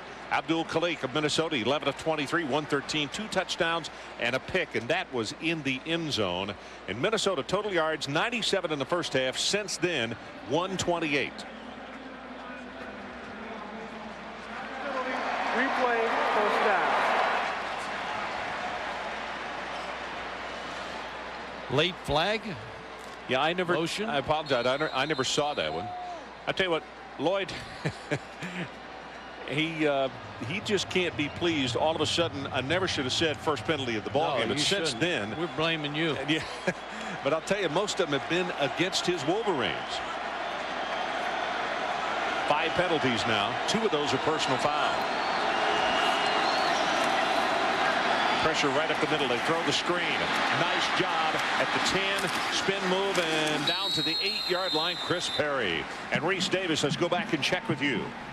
All right, Ron, UCLA's already bowl eligible, just trying to improve that positioning against Arizona, up 10-0 on 4th and 2. Little option play, and Tyler Ebell explodes for his second touchdown of the night, and the Bruins are rolling 17-0.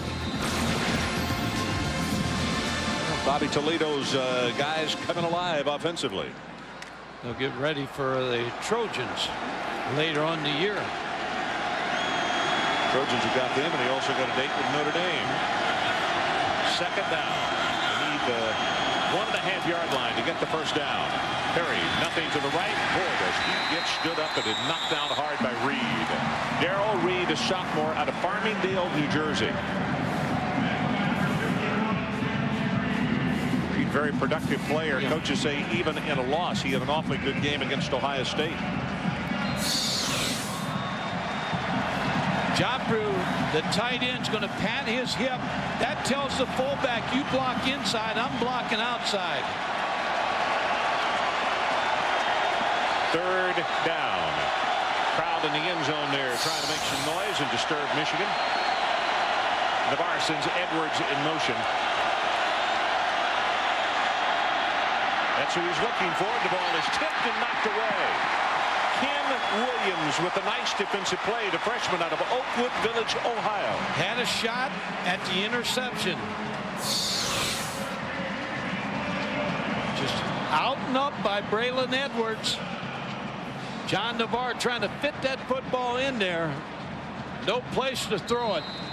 Williams played it well. That one he stared him down also, Mike. Finley to attempt the extra point, trying to break the tie. It's an attempt of 25 yards. Good from 22 and missed from 34 earlier tonight. And he knocks this one home. So we'll take a break. 3:26 left, and the Wolverines go back on top, 20-17.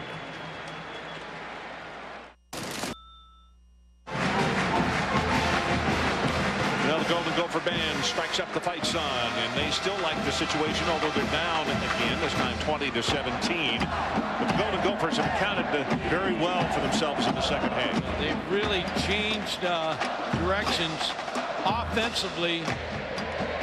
Abdul Khalik has had a good second half. Navarre started strong. Khalik has picked it up in the third quarter.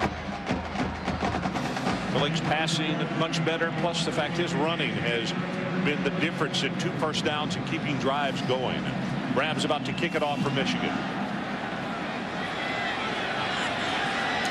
From the 3, Mays. Oh, he gets collared at the 16-yard line. That's very good coverage. Well, it's Monday Night Countdown, delivered by UPS at 7:30 Eastern.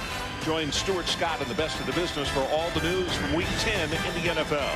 And at 9 o'clock, Al Michaels and John Madden are in Denver for Monday Night Football's 500th telecast. The Oakland Raiders, they need a win versus the Broncos, as a 5th straight loss would be devastating for their chances as far as the AFC West is concerned. The Broncos had a bye week, so ought to be well rested. 500 telecast. I understand they're going to bring out the old Yellow Jackets for that one. Straight ahead with the running play with Terry Jackson and Reese. Let's go back to the studio. What do you got for us? Well, UCLA had that big lead run on Arizona. John Malkovich has said he's going to play the youngster Nick Costa a little bit. Nick's in a world of trouble in his own end zone, and Nick, with that big left arm, is going to get himself right out of trouble. Finding Andre Thurman 92 yards, the third longest pass play for a touchdown in Wildcat history. Still 17-7 UCLA. All righty. 20-17 our score. Under 3 minutes left in this third quarter. Abdul Khalik, play action. Steps back. Now here comes more pressure, and very wisely throws this one away. Closer to his head coach than anyone else on the sideline. Nothing there for him. Well covered. Rumashek was one of those who was applying pressure.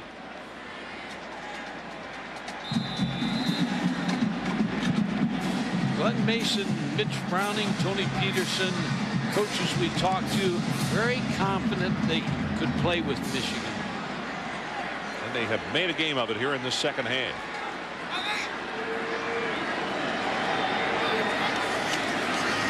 Short drop, pressure was there, and that one underthrown. Had to hurry. And Patterson, the intended receiver. Boy, he had white jerseys all around him. Stevens, also Chantayor, coming after him. Good pressure on the quarterback. So Preston Greening standing back at the 8-yard line. Fourth punt. It's actually the 5th time that they've done it, but the first one, snap went way over his head. It's a beauty this time, and they have blocked it. Picked up by Michigan inside the 15 and down to the 10-yard line, and it's blocked Pierre by Woods. number 99. Pierre Woods, Ron. He got it. He came scot-free. Calvin Bell made the recovery. You see him come right up inside. Nobody blocked him. Pierre's pretty good size, 6'5". Mike, he almost could have tackled him before he got the kick away. He's so far in there. So the punting game has already cost him 1 touchdown, and let's see if it cost him a second one. Michigan with a 1st and 10. They can get a first down without scoring. The ball just outside the 10-yard line. Short drop, looking for the end zone, and the pass is caught by Edwards. Touchdown. Ken Williams had awfully good position, and he just went up over him, and the officials had to look and make sure that he had a foot down. That's where the size of Braylon Edwards comes in handy. Yep, he got that, what was it, his left foot. See, he comes down right here, and that is inbounds. Touchdown, Edwards. Wow, it took him 1 play following the blocked punt. Extra point attempt is up, and it's good. And just like that, 2:13 left in the third quarter, and the Wolverines jump on top, 27-17. Another look. Well, his right foot's on the line. His left foot, if it came down first, it's a touchdown. Yeah, and we could look at that one more time to show what we're talking about. His left foot did come down first. See, watch his left foot right there, and then his right foot comes down. Officials and Williams, right on top of it. Yeah, and you know, and Williams could not have guarded him any better. That's where the height, 6'3", and the jumping ability comes in handy on the fade. Well, you see the glee on the sideline for that young man, and I say young, he's only a sophomore. Defense coordinator's got to put up with him for 2 more seasons, and he's just a pup. He's still learning. Well, you hope 2 more seasons. Yeah. We hope he stays there. Yeah, let's don't even talk about that other alternative. Well, Glenn Mason's ball club just no time ago tied at 17. All of a sudden they're down by 10.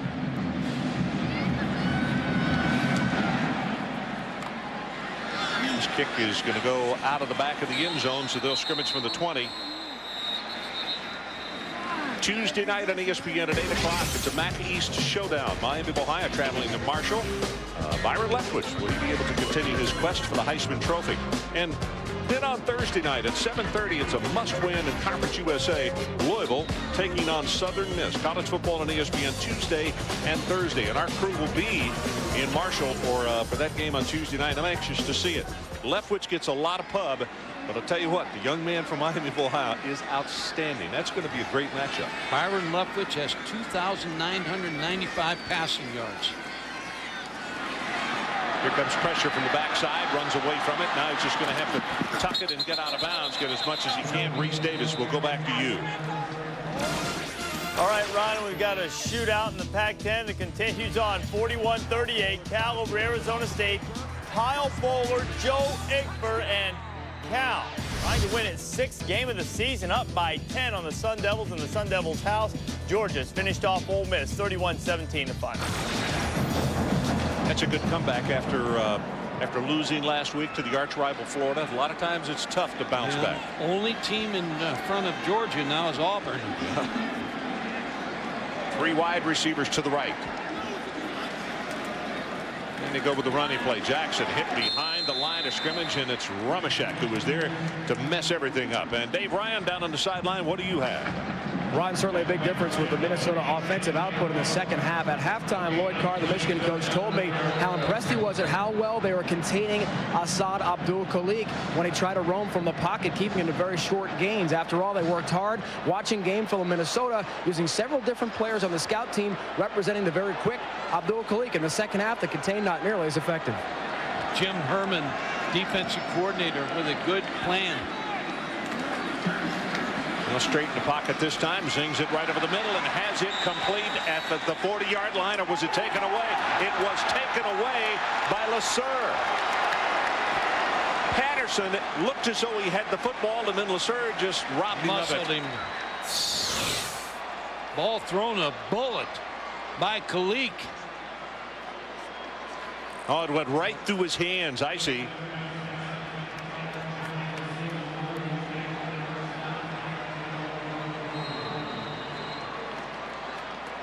And then they battled for it, and LeSueur came away.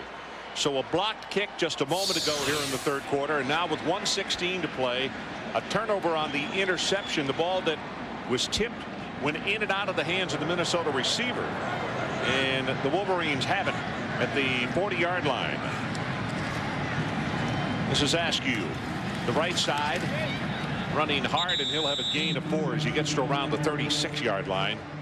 Ron Askew was a tailback. They asked him to move to fullback. The coach has said he did it for the team. There's an unselfish player right there. And boy, Mike, you got to have situations like that. When you look, and they thought, you know, between Chris Perry and some other people that they would be fine at tailback, and with his experience and what have you, that he could play both positions. He's done a good job. Has 27 pass receptions. Got good hands. Joffre in motion. Blitz comes right up the middle, but they pick it up, and the pass is complete again to Edwards. And Edwards gets what he can and then goes down at the 22. It's good for 13 yards. Well, they decoyed him a lot. He got double covered in the first half, but you can't keep wraps on this young man for very long.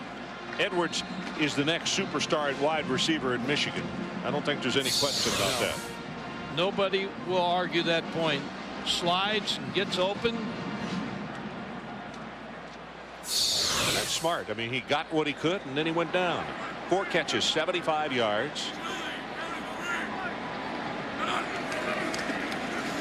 Askew, big opening inside the 20, fights his way down close to the 15-yard line.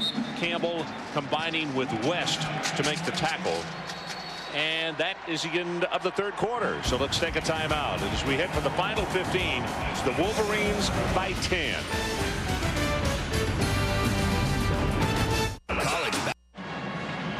Welcome back to Minneapolis as we head to the final 15 minutes. And the situation, the Michigan Wolverines with a second down and the ball at the 16-yard line. They need to take it to the 12 to pick up another first down. Got 10 quick points late in the third quarter to go back on top. And it's Askew right up the middle at the 10, at the 5, and down at the 1-foot line. 14 yards in the carry. He shows you an unselfish effort all the time. Now he's the one back in the one back set. Runs like a tailback. Good call. I think he was down at the 1 yard line. 6'3", 233. Courtney Morgan, a junior out of Los Angeles, number 62, with a good block. Here they are right back at the line of scrimmage. We'll see if they give it to Askew to finish it off. He gets it, hit in the backfield, hit from behind, and that one blew up because too much penetration coming from that left side. Kyle McKenzie. Yeah, he busted through and blew up the play from the start. From the left, you see here comes the backside pressure, and he just couldn't get away. Here's where John Navarre does a nice job down here, play faking, throwing the football.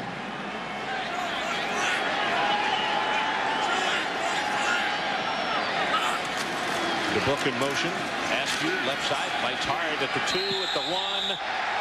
Still no. Here we come with a signal. Touchdown, Michigan. Askew would not be denied. This offensive line of Michigan has taken over this football game. And the mistakes in the kicking game by Minnesota. Petrozello with a very good block. Number 76, senior out of Mentor, Ohio. Finley with the extra point attempt, and the ball is up, and it is good. So let's take a timeout. 13:52 left in our ball game. 34-17 Michigan.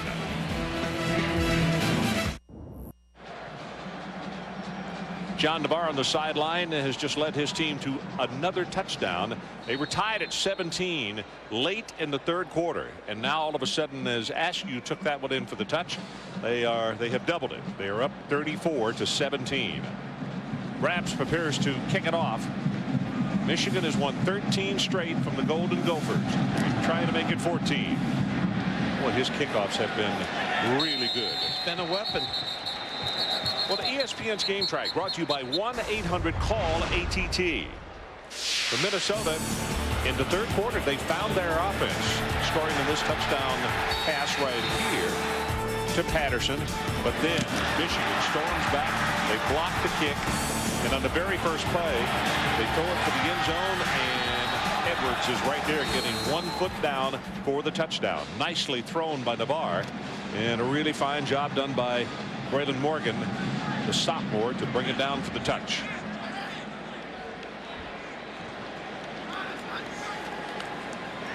From the shotgun. Gets that one out in the flat. Uh-oh. Hit him right between the 1 and the 5. Reese Davis, what do you got for us? Cal continuing to pour it on, Ron, against Arizona State after the 4th takeaway of the night by the Golden Bears. Kyle Bowler again to Jonathan McKinnon. Perfectly thrown ball, and they've dropped 55 on the Sun Devils. They're up big.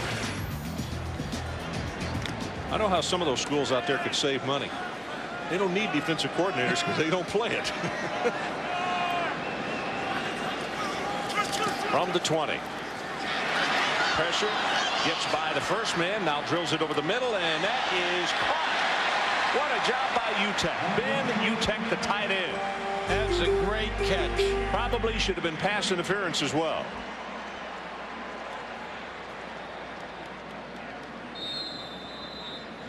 UTEP playing with the injured foot, made a great catch. UTEP 2 catches now for 22. Quick pass, that's to Patterson. Turns the corner, 45, and out to the 50-yard line, and he's pushed out of bounds there. Michigan was not ready for the snap. Minnesota came up to the line of scrimmage, caught Michigan in the defensive huddle, and threw the quick bubble screen. Like they started doing that in the third quarter, and it was effective for them. Scooter Bogus, 88, tight end, comes in. He lines up on the left side.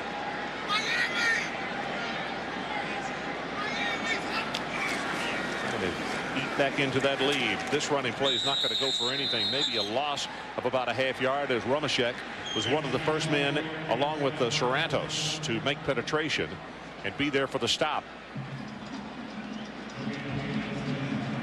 Too much penetration on that play by the Michigan front 4. Thomas Tepay comes into the lineup, number 44. bigger back. Considerably. About 30-35 pounds bigger. Use him in pass protection. Flags are down. He got him with the hard count. Here's the pressure. Bowman is going to sack him back at the 38, but I'm afraid it's going to go for naught. I believe the hard count caught Michigan offsides, aren't you? Yes. Shante Orr may have jumped.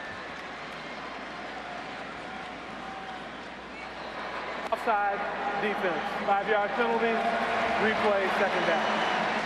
Shante Orr just he's been injured.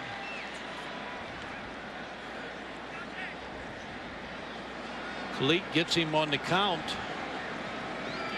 Great job by Grant Bowman.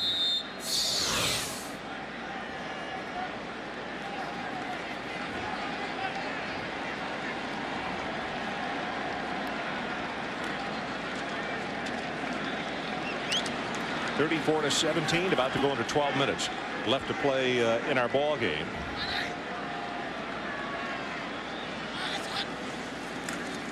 They roll the pocket this time to the right. Abdul Khalid gets a block. Well, he's beyond the line of scrimmage, so he takes us as far as he can, and John Shaw will run him out of bounds. A lot more shotgun with the clock now being a part of this football game. 12:03 left. You know, Mike, on the defensive side of the ball for the Wolverines, you look at a guy like Dan Rumashek. He's a senior. He has played in 44 games for the Wolverines, and 30 of those have been starts. That's a lot of experience. They've got youth that go side by side with some of these guys, but also Lazarus, you know, he's got 37 games he's played in and 32 starts. That hit behind the line of scrimmage on third down by Diggs, and he's not going to have the first down. Well, you got to go for this. Carl Diggs just makes a form tackle. 6th tackle of the evening. Diggs has played in 33 games at Michigan. He's a junior, and he started 12 of them.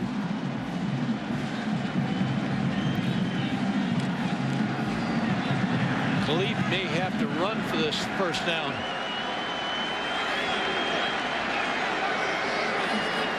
Fourth down. Here comes the option, and he trips. Because of the penetration, it gets knocked down by Lazarus, one of those veterans I was just talking about for the Wolverines, and it'll be Michigan taking over the football with 11:22 left to play in the ball game. Yeah, good penetration, like you said. Jim Herman knew the option was probably coming. So we'll take a timeout. 34-17, Wolverines in command right now.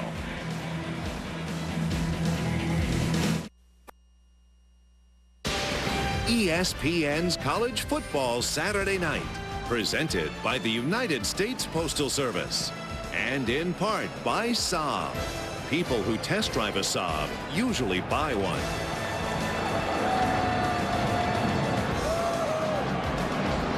It looks like after that last series, you folks headed for the exit here with just over 11 minutes to play as the Wolverines, we were tied late in the third quarter, 17 apiece, and then 17 unanswered by the Wolverines. A lot of time left, but B.J. Askew has gotten hot at the tailback spot, and they're running the ball so they can eat the clock up. Askew bounces it outside to the right, has 5, has 10, and he's off and running. 30, 20, nobody's going to catch him. Askew, 60 yards for the touchdown. Well, that's better than eating the clock. Askew has just had a pretty good night, pretty good blocking by the offensive line. Minnesota's defense can't hold up.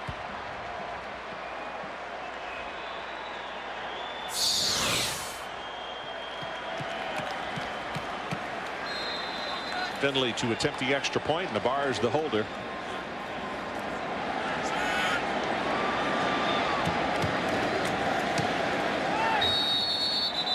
Kick is perfect. So there's a commercial on the way. 11:10 to play, and now it's 40-17.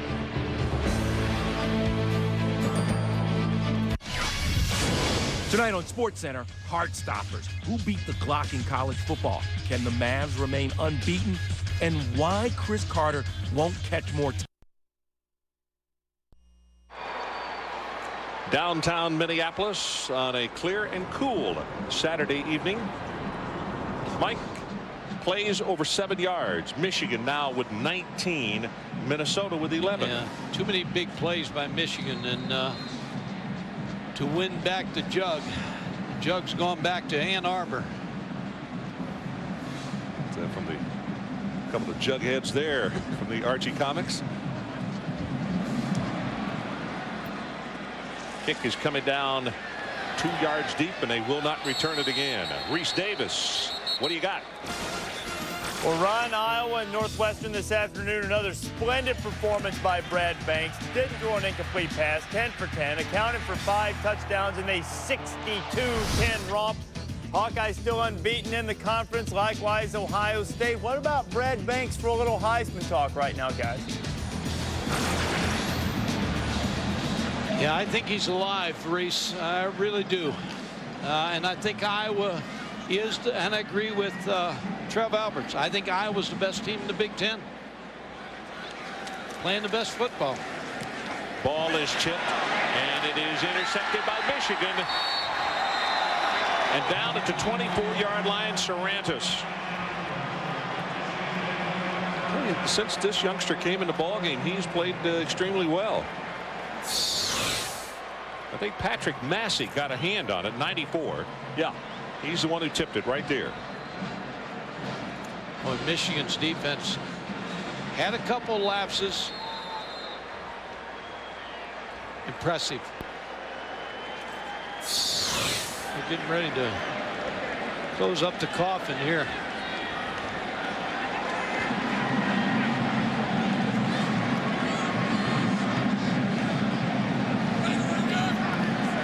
David Underwood, number 5, is in a tailback, and they give it to him as Michigan just wants to keep it on the ground, tries to cut it back, and he'll be stopped at the 21. Anthony Montgomery.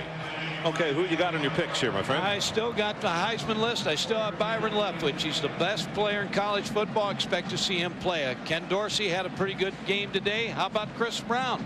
35 rushes, 211. Jason Gesser, 20 for 38, 4 touchdowns. And Brad Banks, I'm throwing him in there now. He's my number 5 guy. How you like this? I like them. No major arguments. I think there's a running back from Miami that should be on there. Only one per team. Tuesday, I'm hoping that we're going to see Byron Leftwich. I think he's by far, I think he's the number 1 player in college football. And that scene of those Marshall players carrying him down the field in that game when he got hurt. One of the great scenes. You know, somebody else probably should go on that list who has continued to play better and better is Carson Palmer. Oh, I don't have. I only could put 5. I know you didn't have. I was going to throw Palmer in there. I'm not ripping your list. No, that pass knocked out at the line of scrimmage. You can rip anything you want. Okay, where were we here? Darrell Reed is the man who got a hand on it. And it's 4th down, and the field goal team will come on. 9:33 left in this one, and it is totally gotten out of hand if you're a Minnesota fan.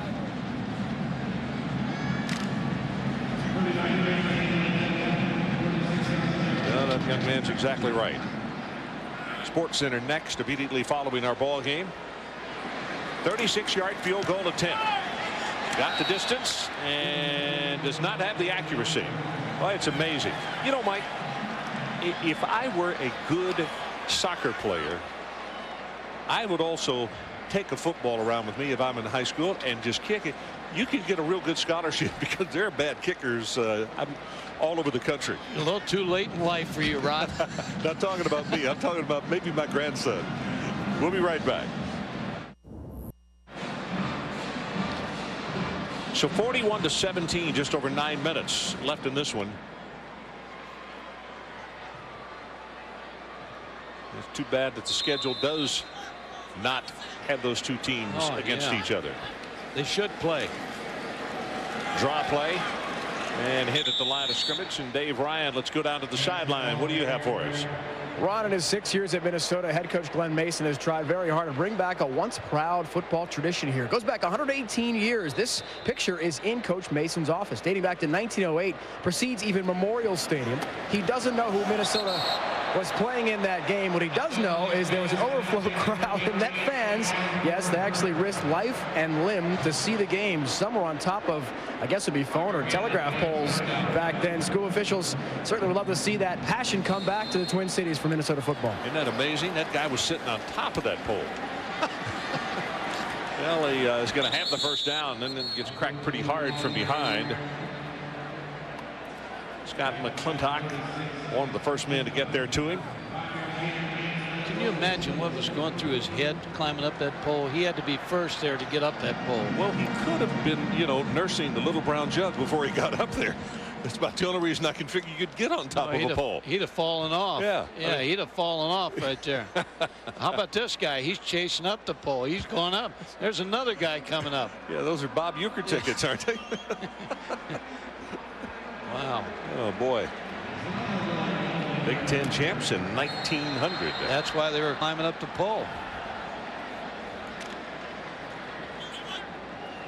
Glenn Mason played at Ohio State, as I said off the top of the telecast. First down from the 46-yard line. Abdul Khalid with the pass, and it was thrown short. Good thing, because that ball could have been picked off the second for Certos. Coming up next on ESPN Sports Center, Steve Levy and Kevin Frazier. BCS shakeup, you betcha, on Chris Carter's illness, and the 76ers and the Bucks. That at Sports Center immediately following our ball game. Our clock shows 8:22 left in this one.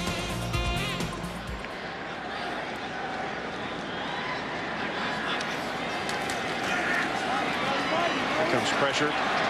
Gets his pass away, has it complete on the far sideline, and stepping out of bounds is Burns.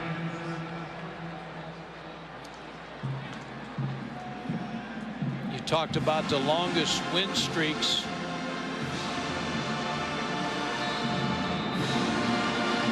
Here they are. In this conference, Ohio State of the Northwestern is the longest. This one here tonight is about to go to 14.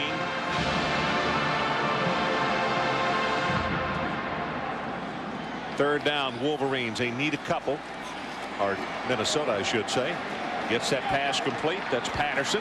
Breaks off a tackle. Goes inside the 35. So they will move the sticks again. Reese Davis, back to you.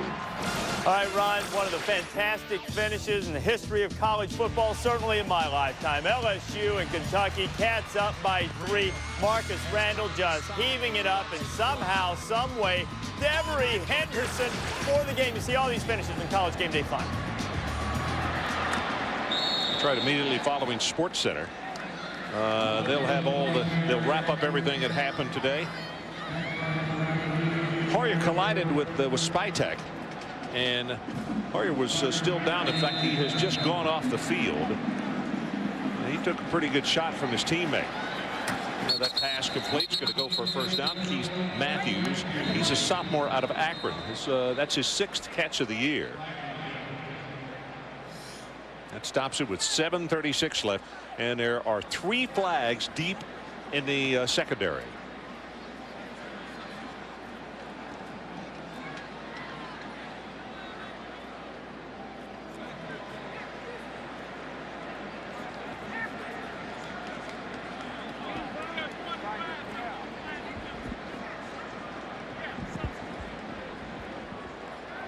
Substitution infraction on the defense. Penalty is declined. The result of the play, first down. So they move the sticks.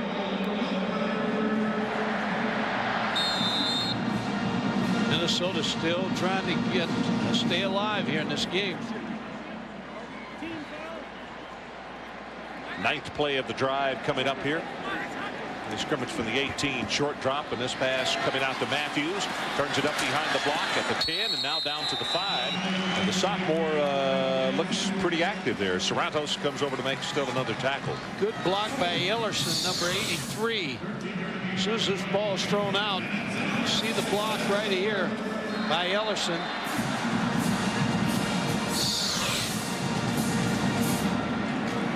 Quickly, they get it back in play. Knocked down at the line of scrimmage. Patrick Massey. 2 times he's gotten a big paw up there and knocked down a pass by Abdul Khalid. A lot of depth in the defensive line for Michigan. Lloyd Carr's done a great job in Michigan. Yeah, he has. He really has. Very stable program. Good staff. Well, good fundamental football team. They go with the running play. Left side. Touchdown. And Terry Jackson.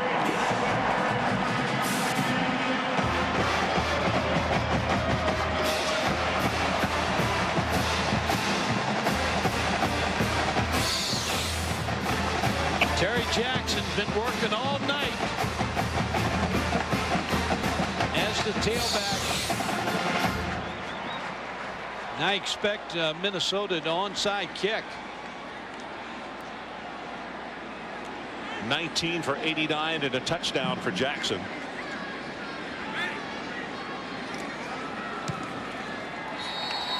And the extra point is good.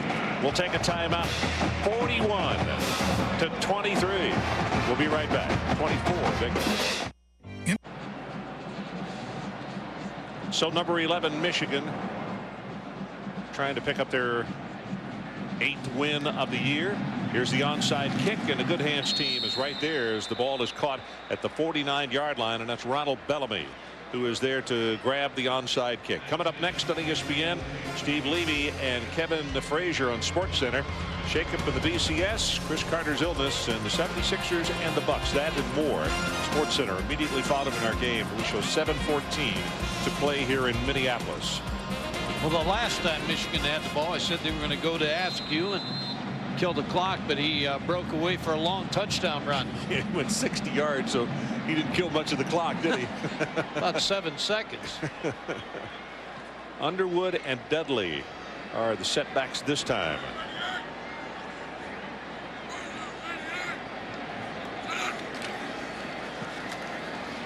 And off the left side, close to 10 yards in this play for Underwood. Well, let's look at the tie-ins for the Big Ten. Well, you figure Ohio State's going to go to the big game in Fiesta Bowl. Rose Bowl will be filled by Iowa. I don't want bowl teams to fill all these bowls if they get 2 in the BCS. And they probably will get 2 in the BCS if Ohio State can beat Illinois and Michigan.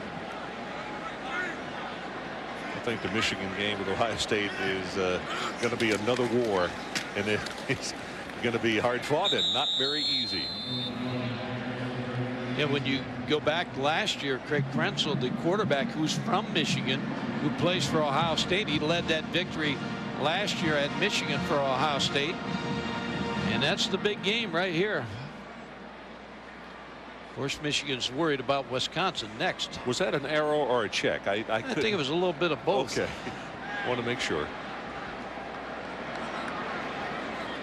Been a long night.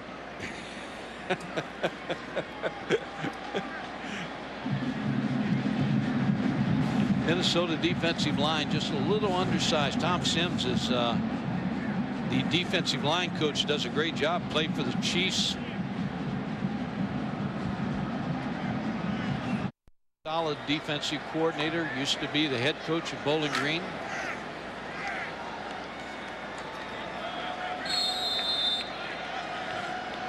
So the Wolverines with 3rd down and short.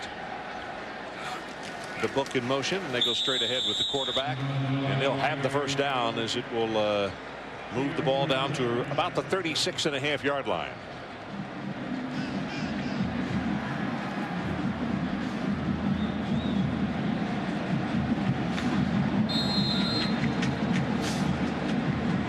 Tuesday night we will be in Marshall for a huge matchup between Miami of Ohio and the Thundering Herd. And Miami has lost to LSU, pretty good football team. Iowa only beat them by 3 points, 27-24. At Miami, and then Joe Novak's Northern Illinois team. Well, they run the sweep Underwood, and the last thing in the world that Lloyd Carr wanted him to do was to go out of bounds and stop the clock. but Bradley Vance pushed him there. That's what he's saying. Stay in bounds. If he gets close enough to the booth, he'll hear it from here, too. Oklahoma's going to drop out of this. Ohio State will be number 2. Texas number 3. Was Washington State and Iowa is both going to move up. Virginia Tech down. Georgia up maybe a little bit. USC. Kansas State should be in the top 10. I don't know who you take out, but they should be in the top 10. Second and long. And this time they take it to the right, and almost he does spin off the tackle. And Underwood still fighting, goes all the way down to the 24. Eisman finally stopped him. Reese Davis, back to you.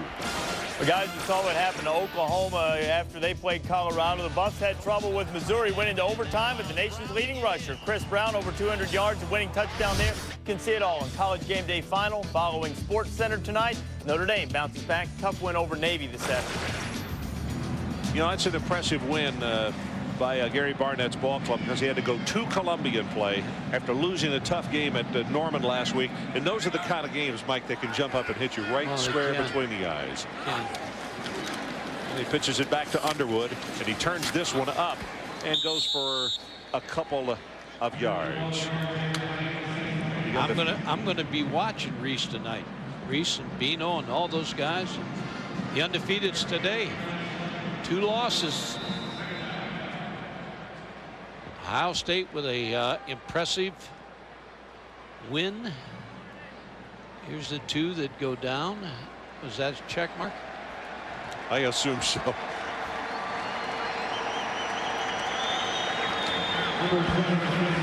Midnight. Yeah, you'll be watching. I know you'll be. I will be watching. I have a 5:40 a.m. flight, but I'm still going to watch it. Yeah, well, see, I'm waiting for Bino. That's your fault. That's Tim Brackett, who has come into the ball game at running back. By the way, coming up on ESPN News after the game, Michigan press conference live. Then at midnight on ESPN, it's College Game Day Final for all the day's highlights and analysis. Spencer Brenton in the ball game at quarterback. Interesting young guy who transferred from San Diego State and then went and spent 2 years on a mission in South Africa. As you can see, Nabar on the sideline. I think smart move to get Nabar out of harm's way. Very impressive outing for John Navar. Spencer is a junior, 6'5", 224. And Tim Brackett again. I don't know if he got that first down or not. From where they are, Williams making the stop. I thought Lloyd Carr had interesting thing to say the other day about John Navar. He said he talked to him after spring practice and about the season. He said, Coach, I want to prove to my teammates, my coaches, and also to my dissenters, that I can play. And I think he's proved that this year. His stats are great. He doesn't make many mistakes. 15 to. And I think he's proved it to everybody. Under 3 minutes left in the game. Underwood running hard, and he may have one, but that's about it. And that's all he needed on that 4th down play. Did he get the first down?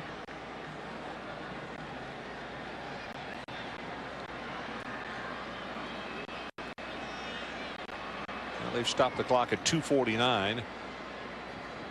Now looks like they put the jug back in the box. The jug box. The little brown jug.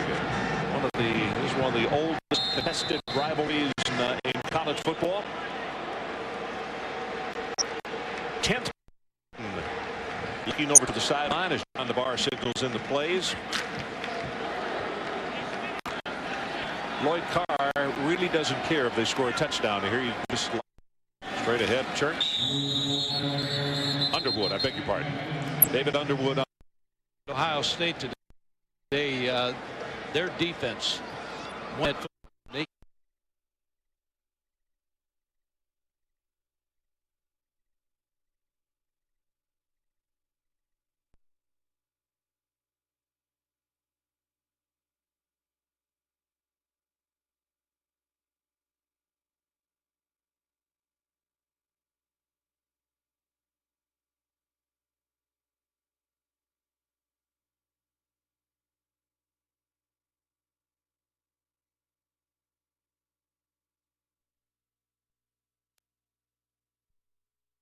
Today, their defense won that football game. They kept control of that football game and gave them a chance. There goes the locksmith.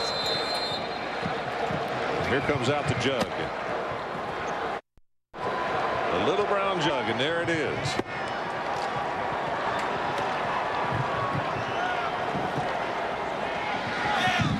By the way, Ward tonight, 15 tackles for Eli. That is a career high. Running play hit behind the line of scrimmage. There's just nothing doing there. And now we are at 135. Perry heading on back up to the locker room. Probably get some attention before they hop on the bus and then head to the airport. Coming up next on ESPN Sports Center with Steve Levy and Kevin Frazier. We'll talk about the BCS, Chris Carter's illness, and in the NBA, the 76ers and the Bucks. Sports Center immediately following our ball game right now.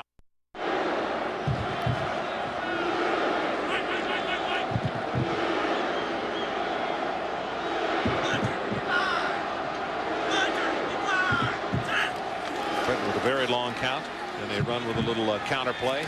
Turns it up inside the 10. Dave Ryan, let's go down to you. All right, longtime mission equipment director is here, John Falk, and a couple of captains as well. Now, why, John, does it take until about 2 minutes or so left to take out the little brown jug? What's the tradition there? We've always been taught that we don't ever want to take attention away from the football game.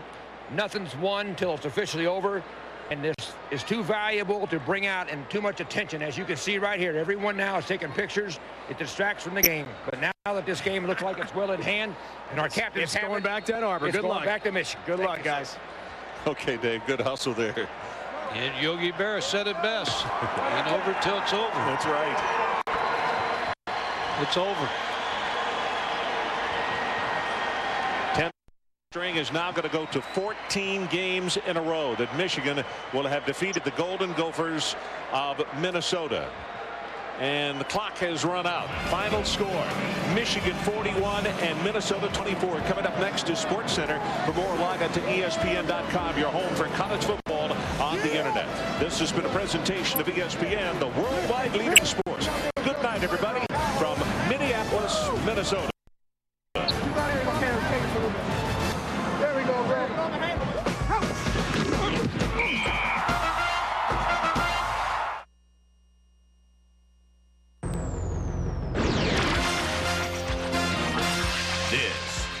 Sports Center.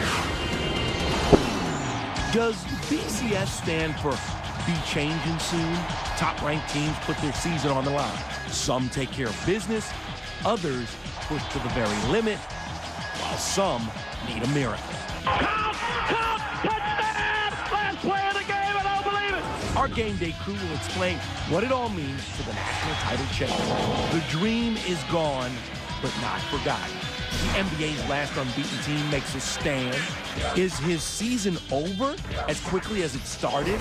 And the Pens can stop a losing streak if he starts a new scoring streak. It's a party. Let's get started. Sports Center, next.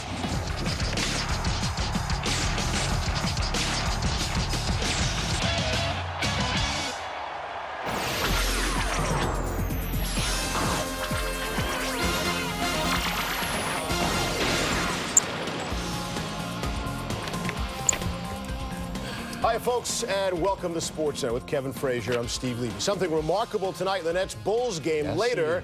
First, we hit this college football Saturday with 4 unbeatens, and now there are 2. You better believe it. Who would stand? Who would fall? We've got it all. I'm not trying to rhyme or rap. Let's just start with Oklahoma and Texas A&M. Last time Oklahoma visited College Station, took 2 huge defensive stands in a fourth-quarter rally to beat A&M. Freshman Reggie McNeely in. And just before half, 13-6 Sooners. McNeely goes upstairs to Greg Porter. Porter had 2 catches for 64 yards. We're tied at 13. There's a party over here. Third quarter, Sooners down 20-13. Hibble. Curtis Fagan right on the money. Fagan makes the catch, goes all the way into the end zone. We're tied at 20. Later in the third, Sooners up 3. Aggies driving. McNeil to Terrence Murphy, and the freshman looking like a senior. Murphy 5 catches for 128 yards. McNeil 8 of 13, 191 yards. Aggies take a 27-23 lead. Fourth quarter, Oklahoma trails 30-26. Hibble kicks it out to Antoine Savage. Stop. Sooners are just short of a first down. Bob Stoops says, I believe, let's go for it. 4th and short, and Kewan Jones barrels ahead, picks up the first down. He had 9 carries for 22 yards. Later in the drive, 4th down. Hibble hits Ronaldo, works on the swing pass, short of the first down, A&M ball. Bob Seuss not happy, but he looks at the clock and he says, we may be okay. Aggies get the ball back, but after Aggies miss a field goal, Sooners have one more chance. Hibble this time, 1st and 10 on the 25. Curtis Fagan, big catch. Here come the Sooners. Wait a minute. Flag on the play. Delay of game, play nullified. Let's do this again. Next play. Terrence Gale with the pickoff as it goes upstairs. It's over. Hibble 20 of 34 for 249 yards, but more importantly, the dream is over. Texas A&M breaks their 3-game Kyle Fields skid, and that huge win maybe gets some of those detractors off of R.C. Slocum's back. 30-26 the final. Number 2, no longer. Really proud of our football team. They hung together. We've had some adversity.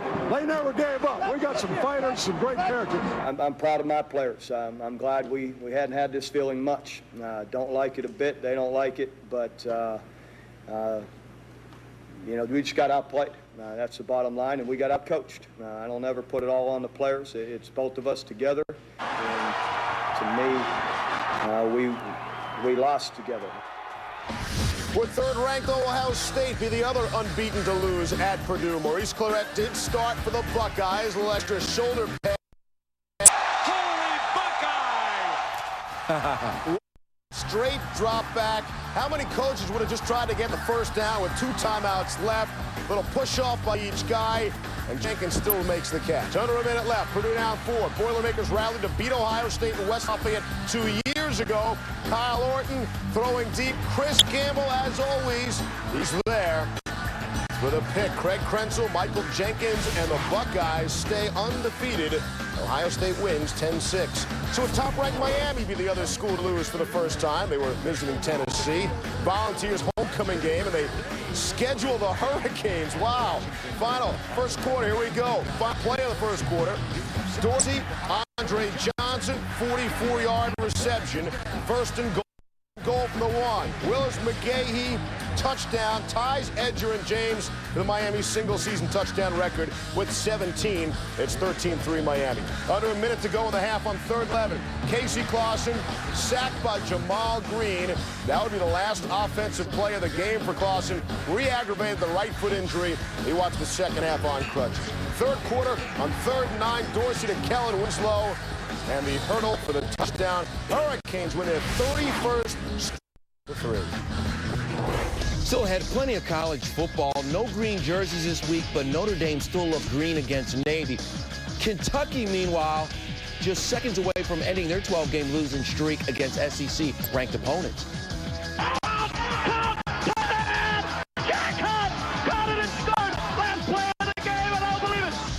Oops.